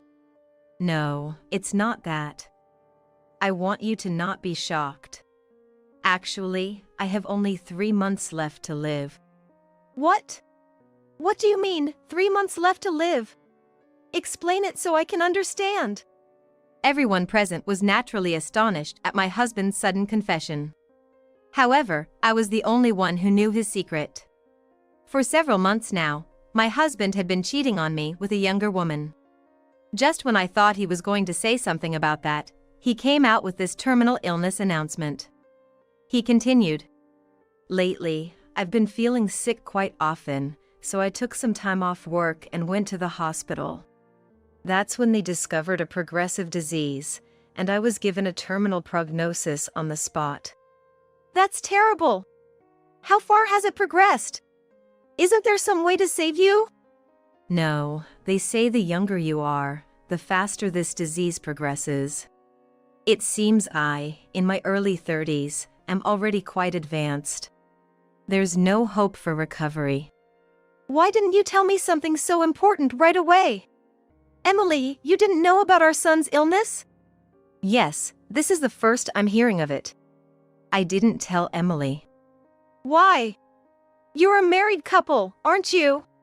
It's bad enough that we're hearing this for the first time, but for your wife Emily to not know. I didn't tell her because I thought she would worry. Right now, Emily is in the middle of an important project at work. Being the kind-hearted person she is, if I told her about my illness, she might step down from the project. That's why I couldn't say anything. Then why bring it up now? At that point, my husband took out a piece of paper from his bag. It was a completed divorce form. Emily, I want you to divorce me. Are you serious? Yes, I'm serious. I only have 3 months to live. I want you to forget about me and be happy. Being married to you for 4 years, and meeting you 5 years ago, have been the happiest moments of my life. That's why I want you to divorce me. A divorce, just like that? Are you really okay with this? I've already decided. Can't you go to the hospital now and get admitted? Maybe if you go to a different hospital, they could find a way to treat you. That's right, go to another hospital and look for a treatment method. Even if you're told you have 3 months, it's too early to give up. You don't really want to divorce Emily, do you? When you got married, you told us you never wanted to be apart from her. My parents-in-law were right. My husband was head over heels in love with me. When I accepted his proposal, I was so embarrassed by his overwhelming joy. But him presenting the divorce papers meant just that. To my father's words, my husband. Of course not. I don't want a divorce. He said so, but in the end, he probably wants to leave me for his mistress. But I've already decided. Even if you divorce her, what are you planning to do? I'm not planning to rely on anyone, given I have only 3 months left. I've rented a small apartment somewhere. That's where I intend to spend my last days alone. Why would you do such a thing? When we're born and when we pass on to the next world, in the end, we're alone. I can't be a burden to those who have their own lives to live, whether it's my wife or my parents. So, Mom and Dad, please leave me be. When the time comes, I'm sure you'll hear about it, but until then, I want to be alone. Oh my! What? Mom, Dad, I really appreciate that you care. But this is my fate. It was meant to be this way from the start. Don't say such things, please. The parents-in-law, unable to change their son's mind, began to cry. I didn't want to say this today, but I thought it would be better sooner than later. I know I'm being selfish, but I want to prepare for my departure from this world in 3 months. I want to go around and say goodbye to everyone who has been kind to me. So please grant me this last selfish wish. My husband, moved to tears by his parents' tears, pleaded with them. Emily, I'm really sorry, this must have shocked you. Yeah. To bring this up now. I'm a failure as a husband, and the one thing I regret is not being able to do anything for you. It would have been nice if we had kids, but it seems I won't be able to fulfill that either. It's okay, you don't have to say that. Thank you, Emily. You really are kind. From the day we met until now, you've always supported me through everything. It's really hard to part this way, but for your sake, I've made my decision. I'll take this divorce form to the office once you've filled it out, and that will be our goodbye. The mood changed abruptly with the husband's confession. A gloomy atmosphere enveloped the in-laws' home. But my next words would escalate things into an unbelievable drama. Okay. I'll sign the divorce papers right away, and you can submit them tomorrow. In the somber air, my cold response enraged my in-laws. Hey, Emily! What kind of attitude is that? Your husband just got a terminal diagnosis. Yeah! Don't you have any comforting words? I then told my in-laws. Well, I'd react like this because the whole 3 months to live thing is a lie. What are you talking about? Have you lost your mind after hearing the terminal diagnosis? The 3 months to live is about your mistress, right? That's it, isn't it? Mistress? What in the world are you talking about? As my in-laws were shocked by my words, my husband's face turned pale. What are you saying, Emily? I don't have a mistress. The terminal diagnosis is really mine. My husband was clearly shaken. Oh, is that so? Yes. You're accusing me with only 3 months left of cheating. I thought you wanted to divorce me to marry your mistress who has 3 months to live. But if you did that, you'd look like the bad guy, so you made up the story about having only 3 months to live and planned to sneak away. What? You must be kidding. Stop joking around. Then show me the medical report. If you've been given a terminal diagnosis, it should be written there. I didn't get any medical report. What? Why not? You'd need it for insurance and stuff. Why didn't you get it? Well, medical reports aren't free. It would only be about $50 at most. Normally, you'd get a medical report if you've been given a terminal diagnosis, right? Not having one means you didn't even go to the hospital, doesn't it? That's not true. I really have only 3 months left. Then let's all go to the hospital right now. Maybe the hospital is closed today. Huh? I think they're open. Let's all go and hear the details. Why? There's no need to hear more details? I haven't heard anything officially from the doctor about your illness, and as your wife, I need to know, right? There's no need for you to know. I just told you I have a terminal diagnosis, isn't that enough? If that's the case, then there's no problem in asking another doctor, right? If you're still hiding it to spare us worry, but since you're the one who brought up the terminal diagnosis. Well, Which clinic did you go to? Or did they refer you to a bigger hospital? Maybe that big hospital over there. No, You can't even name the hospital where you were diagnosed. It's not like that. You're looking pale, aren't you? It's because of the illness. The illness? You were just wolfing down Mom's cooking and guzzling the wine Dad shared. Can someone with a progressive disease and only 3 months to live really do that? Well, Did you really get a terminal diagnosis? Dad, you doubt me too. I don't want to doubt my own son, but after hearing what Emily said, it does make sense. Mom too. If you want us to believe you, why don't you show us? Come on, hurry up. My husband, cornered, finally let his shoulders slump and started telling the truth. Yes, it's true. the terminal diagnosis wasn't for me. It's about the girl I'm seeing. Are you kidding me? You were really cheating? It's not cheating. This is true love. What? Since when? I met her a year and a half ago, through social media. She was always troubled about something, and my desire to help her grew. Then we started meeting in person, and things progressed. But about half a year ago, she started getting sick more often. And recently, she was diagnosed with a progressive disease and told she had only 3 months to live. Why would you tell such a lie?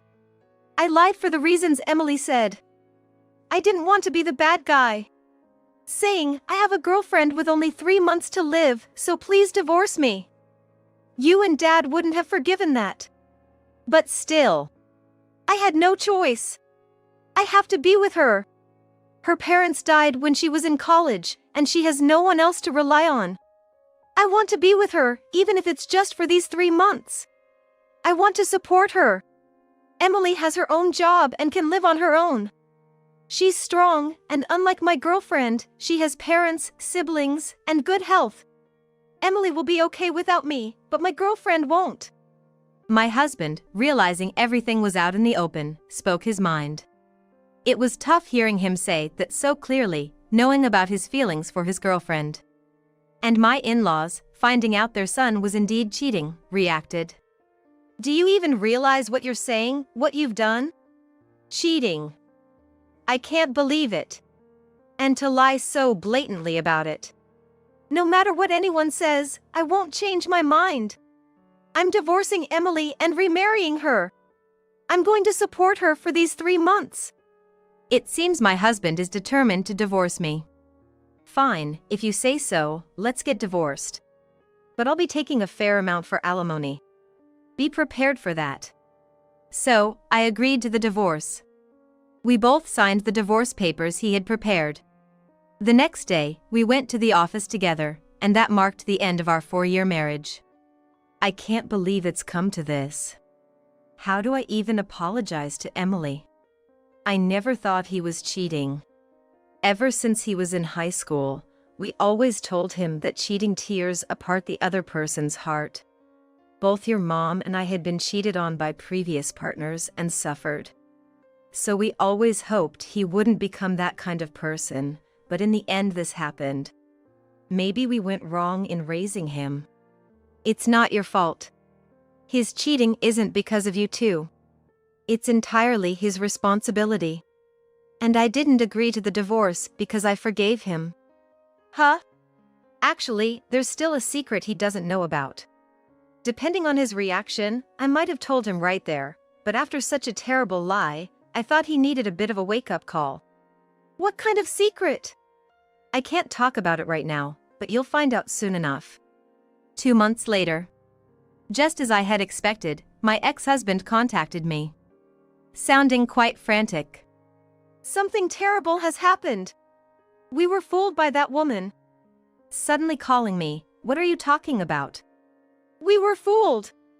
That woman, she lied about having only 3 months to live. What? What do you mean? After divorcing Emily, I immediately contacted her. I told her we could be together now that I was divorced. We spent a good 2 months together. But when it came down to the last month... What? You want to be alone? I've been thinking, for the last month, I want to go to different places alone. Why go alone? We can go together. There's no need to be alone. You've been so good to me, being with a woman who has no one else in her last moments, but I want to face my end alone. My last selfish request. Can't you grant me that? That's just... Please. She told him she wanted to break up, right as she supposedly had only 1 month left. At first, he wanted to stay with her until the end, but he respected her wish to be alone and backed off. However, curious about the fate of this woman with no relatives, he secretly went to her house. And then... Why am I hearing a man's voice from her house? From an open window, he heard the cheerful voices of a man and a woman. Peeking in cautiously, he saw her laughing with a man he didn't know. Who is that guy? Listening in on their conversation, he heard something shocking.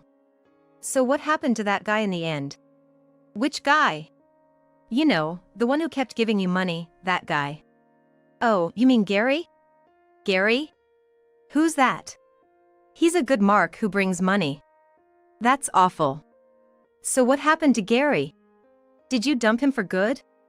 Of course, I broke it off. But when I told him I had only 3 months to live, he took it seriously. Even divorced his wife to be with me. Wow, that's crazy. And then he starts talking about staying together till the end. After putting up with him for 2 months. The 3 months to live thing was a lie, right?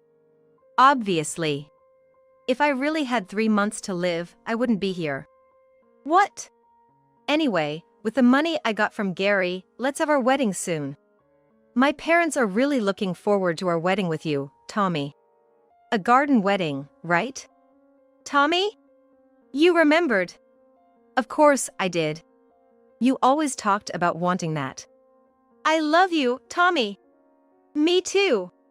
Hearing this conversation, my ex-husband was furious. He stormed into her house. And then what happened? It turned into a fight between me, her, and her lover. But she... Stop! Don't hurt him. You're protecting him? Of course. He's my boyfriend. You're her boyfriend. I'm sorry for deceiving you. But please don't hurt him. He said he was protecting his lover, not me. At that moment, I completely lost any feelings I had for her. After trusting her so much. To think she was cheating. And even the part about having no relatives was a lie. She's the worst. We were deceived by her. And? So what? So what? If she hadn't tricked me, we wouldn't have divorced. Let's start over again. What?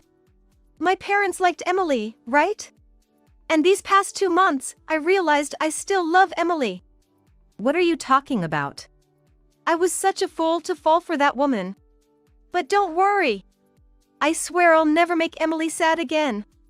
No matter who comes along, I won't leave Emily's side again. Even if she tells me to go, I won't. So Emily, come back to me. Let's start over. Let's show that woman who lied about having only 3 months to live how strong our bond is. My ex-husband was playing the victim, completely ignoring his own actions. He sounded like a child crying about being treated unfairly. So I told him what he kept insisting on.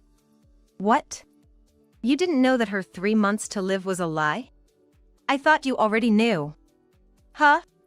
I didn't know. Emily, did you know? I knew.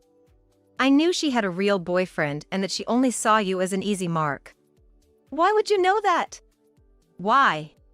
It was obvious when I looked into you. I'm surprised you didn't realize it sooner. Looked into me? What do you mean? Obviously, I had you investigated for cheating. When I noticed something was off with you, I hired a detective.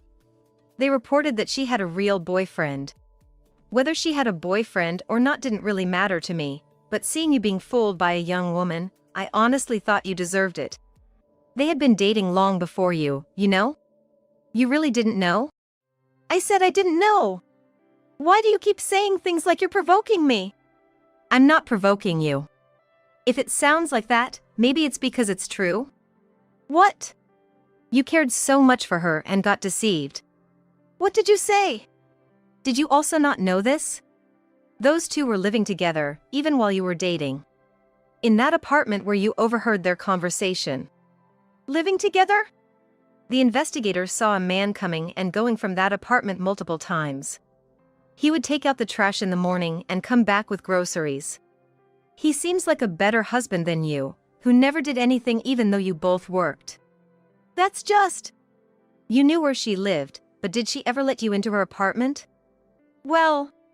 Never, right? She probably made some excuse like her room was messy or her parents told her not to bring men home, and you never once entered her apartment?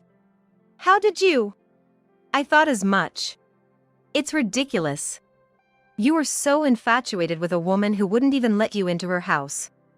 Are you stupid? Stupid? Well, yes. There's no other way to describe it.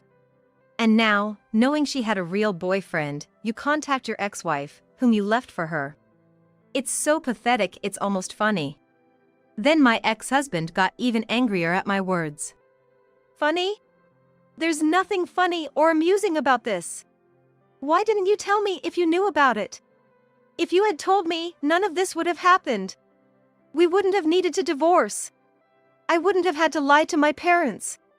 Why should I have to tell you? Huh? Why do I have to go to such lengths for you, who cheated on me and even lied about divorcing me? Well, because we were married. Even if you're cheating, if you know the other person is dangerous, you should tell them. If I were in your shoes, I would have told you. By not telling me, you're just a cold-hearted, emotionless woman. Being called a cold-hearted, emotionless woman is fine by me. It's good that I divorced such a woman, right? Why are you complaining now? Besides, even if you hadn't given it to me, I had my own divorce papers ready to sign. You were prepared for a divorce, you mean, from the beginning? Of course. I was ready to divorce as soon as I sensed another woman in your life. The moment I felt something was off with you, I was set on it. That's why I paid a lot to hire a detective to investigate your actions. I was hoping it was all a mistake, but it turned out you were guilty. Then, right at the start of the new year, you presented me with divorce papers and said those things. Do you understand how I felt? Emily, I'm really sorry. I never considered how you felt. I had no idea you were going through so much pain. But from now on, I'll definitely. Just so you know, I have no intention of getting back together with you. Why not? There's nothing left between us anymore. There's no need to live apart. Her being out of the picture is irrelevant. I'm saying I've lost all affection for you. What disappeared between us isn't just her, it's my love for you too. What? You even had the nerve to contact me about getting back together. What were you thinking, being able to do something like this? That's not fair to say, is it? Why are you only speaking so harshly? You didn't talk like this when we got married, did you? So, how do you want me to talk? Like I'm speaking to a baby? Oh, you went through so much. That must have been hard. Poor thing, poor thing. Are you kidding me? You're the one who's been kidding, right? When will you realize you've been doing something stupid? Fine, forget it. I was stupid to contact you. You'll regret not accepting my offer to get back together. Okay, I got it. Take care. After that, my ex-husband, probably infuriated by my words, hung up. I immediately changed my phone number to ensure he couldn't contact me again. A few weeks later, I heard he tried to claim alimony from her. I was deceived. She lied about being ill and took my money. But his wish was not granted. She only mentioned feeling unwell, and he supported her voluntarily. There was no evidence she demanded money by lying. Such a ridiculous story. It was judged that she mentioned having only 3 months to live not for money, but to break up with him as he had become too serious. She must have felt triumphant. But she didn't get away with it either. Because, naturally, I also sent a legal notice to her, just like I did to him. However, she was surprised to receive that. Why should I receive it? I did nothing wrong. But her excuses didn't work. I still wonder why she was so confident in saying she had nothing to do with it. After that, I didn't hear much about him. But rumors say he lost everything, quit his job, and led a miserable life, repaying debts through day labor. Unable to endure such life, he quickly turned to his parents, returning home. I'm back. Sorry for the trouble. I'll make it up to you, so can I stay here for a while? To be honest, I have no money. I was kicked out of my apartment. I haven't eaten anything recently. Can you help me? His parents always helped him, no matter what the situation was. He expected his parents to help him. But this time, their response was the complete opposite of what he expected. "Who are you?" Me? I'm your son. The only son of this family. Have you forgotten? "Our son is no longer here." What are you talking about? I'm your son, aren't I? "Our son passed away 3 months ago. If you are a real son, you wouldn't have done such an ungrateful thing. Please leave." Mom, Dad. It seems his parents turned him away, effectively disowning him. A deserved outcome, I think. And now, having tried to betray me with the lowest method by using his life, he has indeed faced a real-life crisis as a homeless person. But this is his own doing. I hope he learns just how low his actions were, through his own experiences. Whose fault is it that we can't have kids? Do you even understand what we've been through these past 3 years? We live in my mother-in-law's house. My mother-in-law blurted this out in a fit of rage as soon as we got home. My husband seemed to sense something was off with her behavior. He stood in front of me protectively. I had married the man I loved, and it's been 3 years since we started living with his parents. Every day, I endured my mother-in-law's sarcasm. Because we didn't have children. I do want kids someday. But I know it's tough to balance work and raising a child. My mother-in-law, however, disregarded these complex issues and blamed me relentlessly. I've been tolerating her relentless criticism and her intrusive nature. But it seemed I had finally reached my breaking point. One day, I came home to find my room completely empty. My clothes, bags, furniture like my bed, and even the book I was reading, everything had vanished. Shocked, I was at a loss for words. My husband frantically searched and found everything stuffed in bags and dumped at a nearby garbage disposal site. Furious at her actions, he confronted his mother, but she showed no remorse and instead scolded me. Always lying about considering it. A foolish daughter-in-law like you, a scam artist who can't even have kids. With hateful eyes, she glared at me. Suddenly, she screamed and lunged at me, pushing my husband aside. Mom, stop! He shouted, trying to block her, but she reached out for me with incredible strength. Frozen in fear, I couldn't move. A daughter-in-law who can't bear grandchildren is useless. Just go back to the countryside. My name is Nancy. I'm 31 years old and currently work as an office employee. I left my small town in Nebraska for college and experienced city life for the first time. I was busy studying and working part-time while managing my first solo living experience. Interested in economics, I landed a job as a clerk in the accounting department, using my college experiences. I've maintained a good relationship with my parents back home, regularly communicating with them. I would return to Nebraska during vacations to recharge with family and friends before heading back to the city. I met Tom, who would later become my husband, a few years after joining the company. He was a senior by 3 years, working as a manager in the planning department. We first spoke at a company event meant to foster camaraderie, where we happened to sit next to each other. Despite the lack of previous interaction, our casual conversation led to a deeper understanding of each other, and I eagerly engaged in our talks. Tom was bright, calm, and kind. Captivated by him, I would greet him whenever I saw him at work and accidentally bump into him at the station, like a smitten middle school girl. Eventually, our relationship grew into having dinners after work, and after a few dates, he asked me out. I was ecstatic, feeling on top of the world to be noticed by someone I admired. Our relationship progressed smoothly, leading to an engagement. First, we visited my parents in Nebraska for a marriage introduction. Both my father and Tom were visibly nervous but bonded over shared interests like alcohol and cooking. Our future seemed to be sailing smoothly. When we visited my in-laws' house, it was the first time I met my mother-in-law, Evelyn. She greeted me with a bright smile. She chatted about my hometown and various topics, trying to ease my nerves. I felt genuinely comforted by her kind and smiling demeanor. "Well, I'm gonna head to the restroom," my husband, Tom, said, sensing it was okay to leave us alone.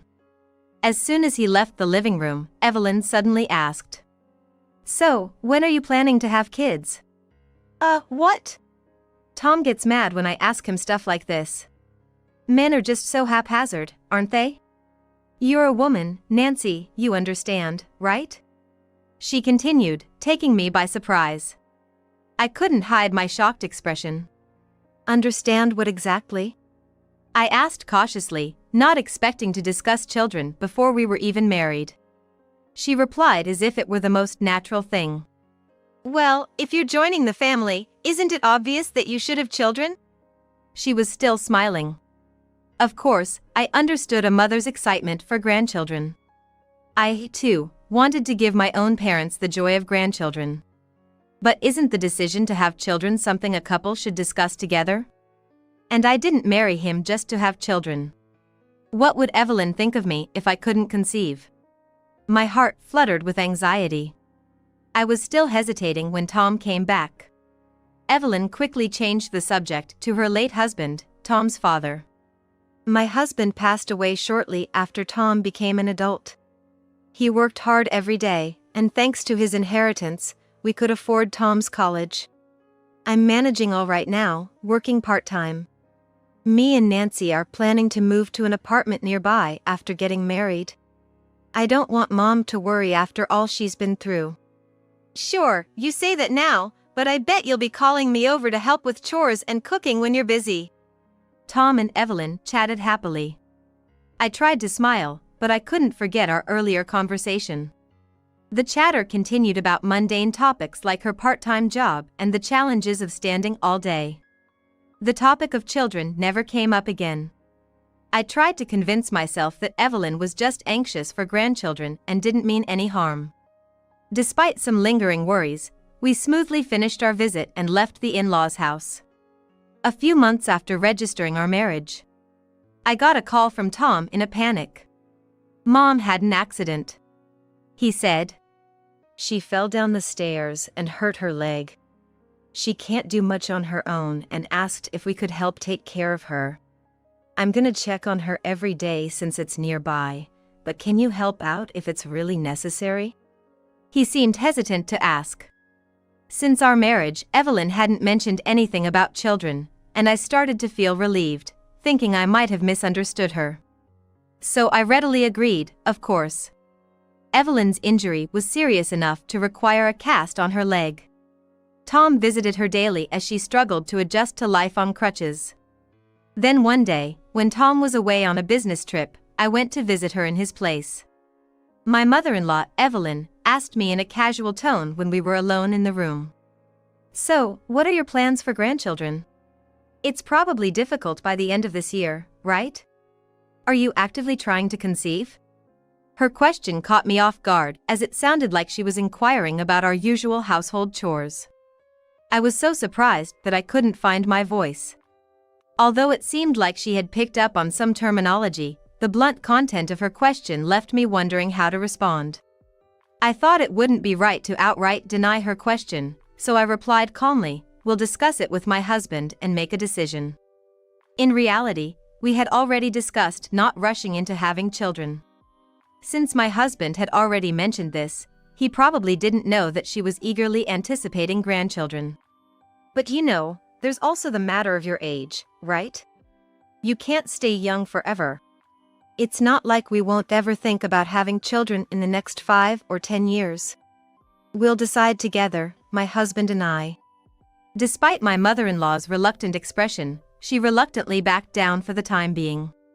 I couldn't help but feel that what she had said on the day of our wedding introduction wasn't just my imagination, and I could feel my heart trembling. To make matters more complicated, Evelyn brought up an entirely different topic. She suggested that we should sell our apartment and move in together here. Living together? Well, you see, with this injury, my body is in pain. And I'm afraid of living alone, especially after something like today. There might be days when Tom can't come, right? It would be a burden for you to come every time. Due to her injury, she had to take an extended leave from her part-time job, causing financial concerns. Since I couldn't make this decision on my own, I discussed it with my husband. He seemed more willing to consider the idea because he had been thinking about it already. It's not much different from our current address, and thinking about having to visit my mom every time she's injured or sick, it seems like it would be a lot of trouble. So, I've been thinking, maybe it's better if we live together. My husband said, not very confidently. It seemed like he was worried about inconveniencing me. And that's why he hadn't brought it up earlier. While there was some awkwardness regarding the children issue, I knew my husband cared deeply for his mother. Besides the words, there hadn't been any significant actions directed at me, so I couldn't strongly object. In the end, we decided to sell our apartment and move in with Evelyn. Since both my husband and I had jobs, we would go to work during the day, leaving Evelyn alone. However, my husband, who was busy with frequent business trips, and I, who worked as an office clerk, had irregular return times. But as time went on, things changed. When my husband wasn't around, Evelyn began targeting me with her remarks. Always about having children. She discussed our future plans, the risks of having a child at an older age, and even handed me brochures that seemed to be from a gynecologist's office. As you get older, your physical strength declines, so it's better to have a child soon. To avoid regrets. Child rearing isn't just the wife's responsibility, you know? If you wait too long to conceive, it'll mean I'll be getting older too. Yes, but we're still considering it, so. Of course, in the end, it's up to you and your husband. But having grandchildren in the house seems so enjoyable and wonderful. Well, think about it positively. Even though her words felt like pricks from needles, I had to hold back and respond with a forced yes, we'll discuss it. Since I was living in my in-laws' house, I couldn't risk being kicked out. I did consider discussing it with my husband at one point, but it happened to be a time when he was in the midst of discussions about a promotion. I didn't want to add to his worries while he was busy with work, so I ended up keeping it to myself and dealing with it alone. Gradually, Evelyn's leg fully healed. But I had already been thinking about how I wanted to stop living together. I secretly started looking for apartments nearby and considered if there was a way to leave my in-laws' house. However, within a few days, Evelyn announced that she had injured her arm this time. She explained that she had been working at her part-time job, and some items fell on her, and she had to put her hand in harm's way. My workplace called me, and I had to go to the hospital with her and handle all the paperwork. When we returned home, my husband, who had been worried and waiting for us, was there to greet us. As soon as she saw Tom, she clung to him, almost in tears. I'm really sorry, Nancy, and to you too. It's all because of my carelessness, causing you trouble. Mom, don't say that. How's your hand feeling? It's not still hurting, is it? I'm not in pain. I got some painkillers. I can't believe I've had so many injuries recently. I'm starting to get scared of living alone. There might be days when Tom can't come like today. Tom comforted his mother, Evelyn, saying, "It's okay, it's just a streak of bad luck." For a while, Evelyn pretended to cry softly. Then, she looked up and gave me a big smile. I'm really glad we're living together. I'm sorry for being such a burden. I'll try to help around the house as much as I can, but it's tough with one hand. Nancy, please don't be mad, okay? No, it's okay. I'm just glad your injury isn't serious. I managed to respond, though I suspected Evelyn didn't feel sorry at all. However, I couldn't leave an injured person alone, so I continued to take care of her. Her hand injury wasn't severe. She could manage most household chores and daily activities without lifting heavy things or moving her hand too much. Despite this, it seemed Evelyn got used to letting me handle everything. Nancy, about today's dinner, I don't want anything greasy. And please, nothing that needs to be cut with a knife and fork, it tires my hand. I'd prefer something I can eat with a spoon. How about beef stew? That's great! Oh, Tom got paid the day before yesterday. Let's splurge on some high-grade meat. That's not good for our budget. I'm not asking to use just expensive meat. Just a little bit for flavor. Besides, it's good to have nutrition regularly in case you get pregnant. Well, if you don't plan on that, then never mind. She continued to make unreasonable demands and subtly jabbed at me with her words. These conversations happened daily, and I could feel my mental energy draining.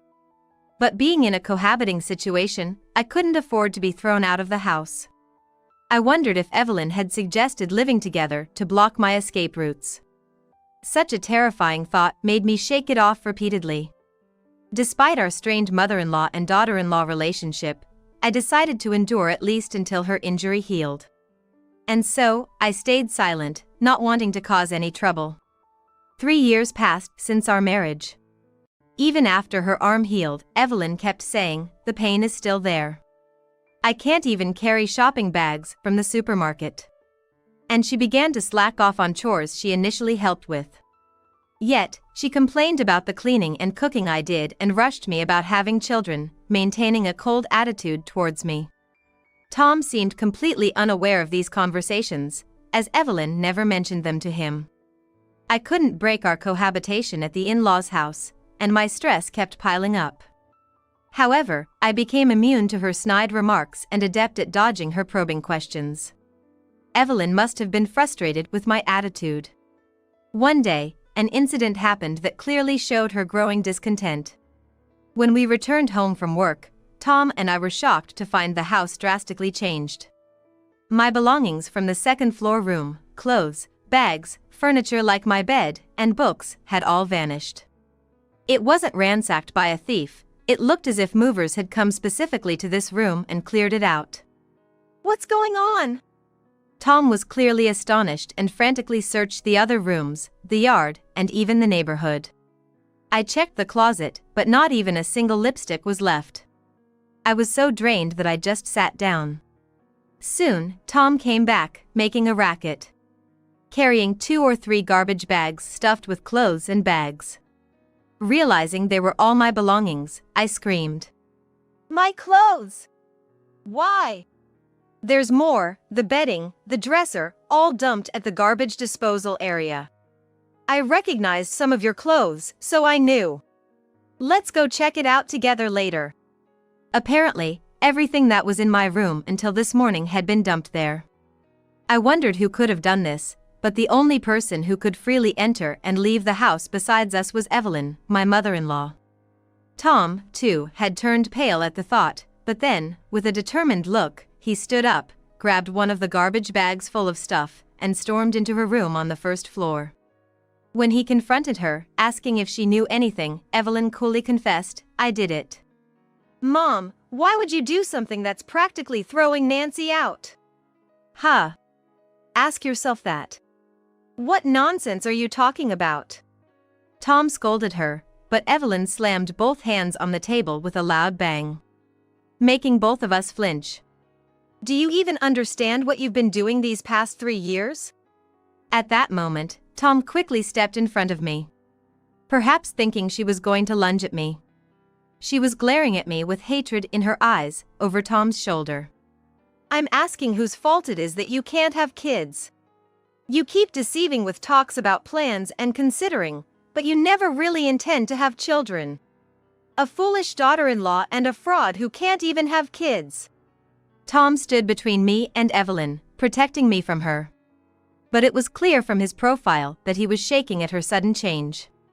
Realizing that her gathering and disposing of my belongings was truly meant to drive me out, frustration welled up in me, overshadowing my sadness.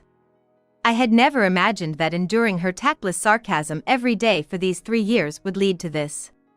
Evelyn pointed at me accusingly, her face filled with rage. A daughter-in-law who can't produce grandchildren is no use to my son. Just go back to the countryside. Suddenly, Evelyn stood up and tried to push past Tom to grab me. Mom, stop! Tom managed to hold her back, but she was screaming, "Talk. I'll make that foolish daughter-in-law understand." Despite being slim and weak, her determination was frightening. Tom, while restraining her to avoid injury, instructed me to take your stuff and get out. I hurriedly stood up, grabbed a few garbage bags, and rolled out of the house. Evelyn's screams of "Liar! Shameless woman, echoed behind me.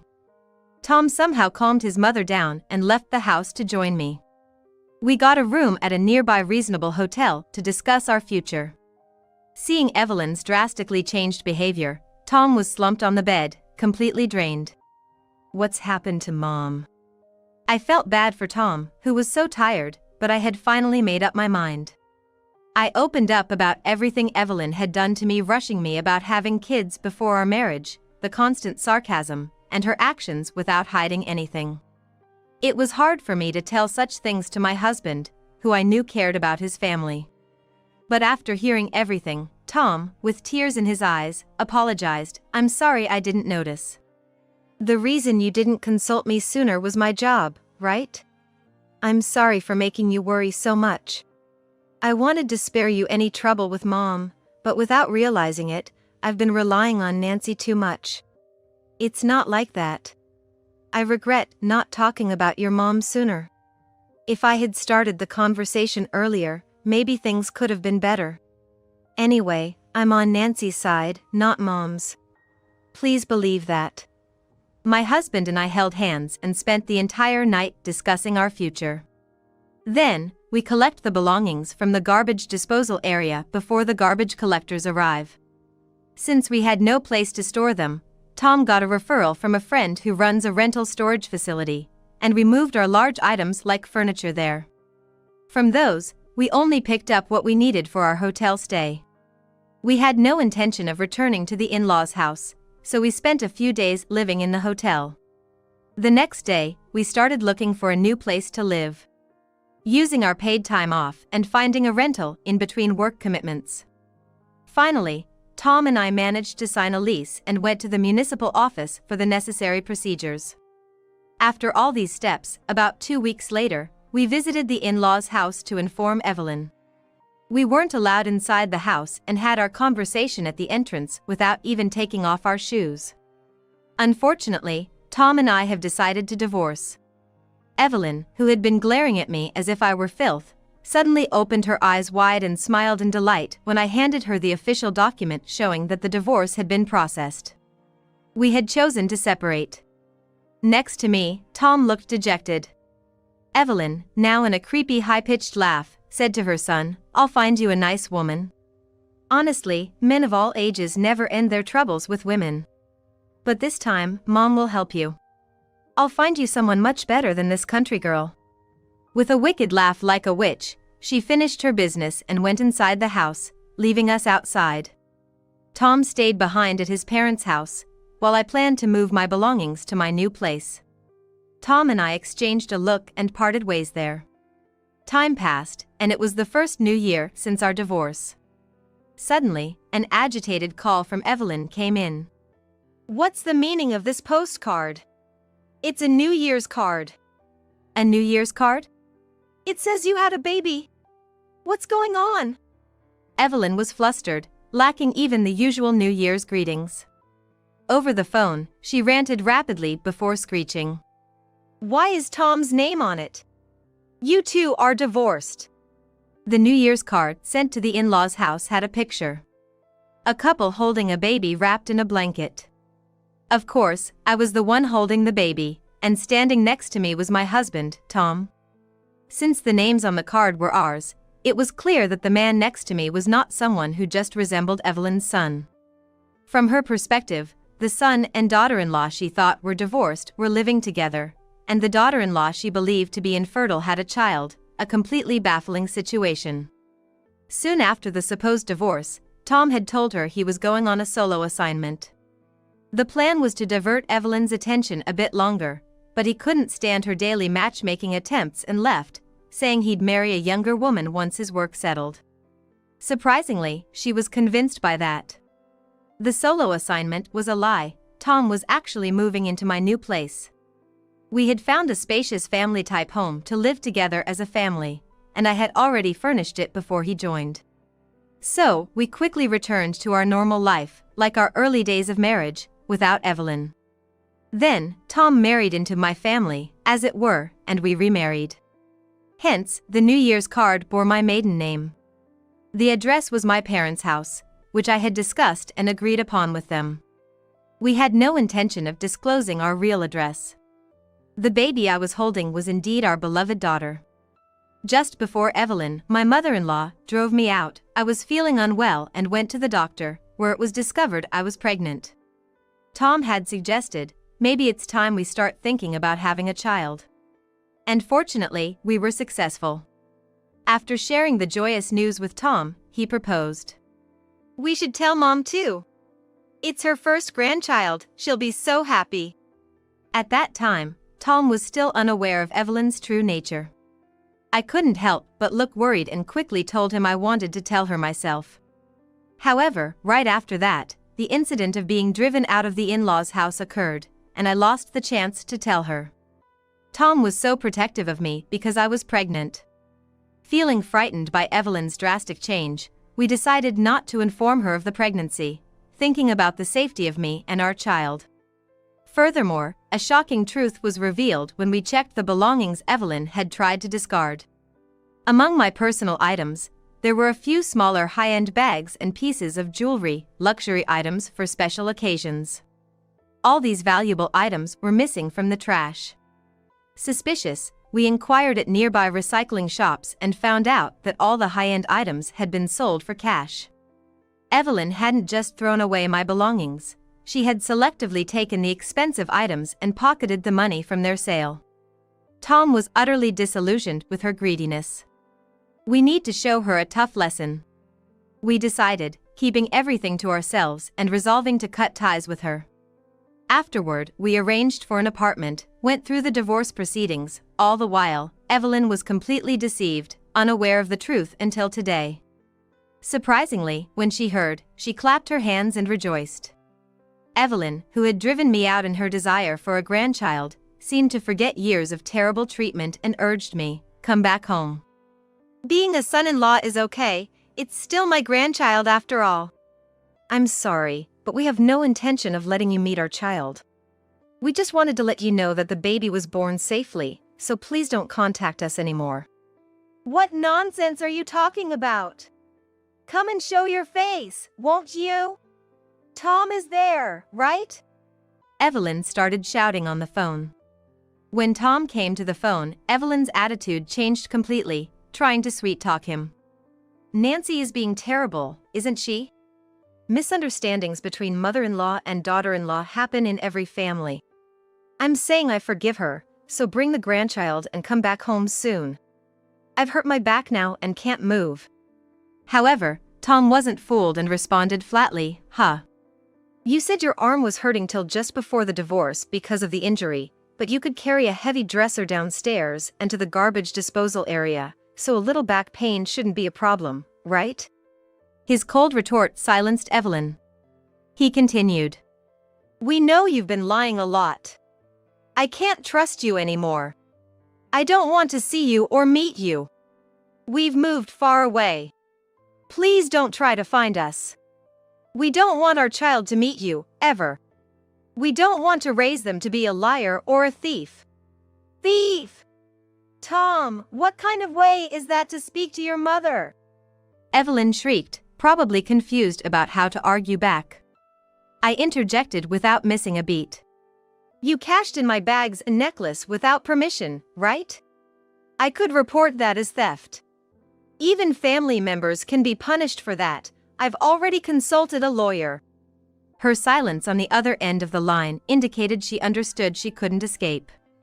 Indeed, we had already contacted a lawyer, who confirmed it could be considered theft. Among the sold items were irreplaceable heirlooms from my deceased grandmother and my wedding ring. While we couldn't get those items back, we managed to get Evelyn to agree to pay damages instead of reporting her to the police. Through our lawyer, we understood a little of why Evelyn was so desperate for a grandchild. She had been envious of her peers at her part-time job, who always boasted about their grandchildren. Evelyn's part-time job apparently had a pretty harsh female hierarchy, and even with her strong personality, she was constantly competing as part of it. Moreover, trying to keep up with another wealthy colleague, she secretly bought designer goods, leading to financial strain. I figured I wouldn't get caught if I did it while throwing stuff away. She said, explaining why she sold my personal items. Her selfish actions left her estranged and alone in the end. Later, she actually fell down the stairs and got injured. Since living alone became difficult, she decided to stay with relatives of her late husband. Having moved out, she was able to quit her part-time job, but she's still at an age where she can work plenty. Yet, she complains at her relatives' home, saying, "I can't stand working with those annoying old women again," and is treated like a nuisance by everyone there. Even though her injury has healed, she still owes a substantial amount in damages. I think her concern should be less about workplace relations and more about the need to work longer hours. And given her personality, it's easy to imagine she'll have a hard time finding a new job. At one point, Tom, our daughter, and I visited my parents' home. My parents were overjoyed with their adorable granddaughter, showing a level of affection I'd never seen before. Despite the divorce and son-in-law issues we caused, my parents were always supportive of us, even from afar. Having a strong family behind us was probably what allowed Tom and me to stand up to Evelyn. As spring approached, Tom's hard work paid off and he finally got promoted. After returning from maternity leave, I plan to get a qualification and try for a promotion too. Our lovely daughter is growing up healthy and fast. We've finally achieved peaceful and fulfilling days.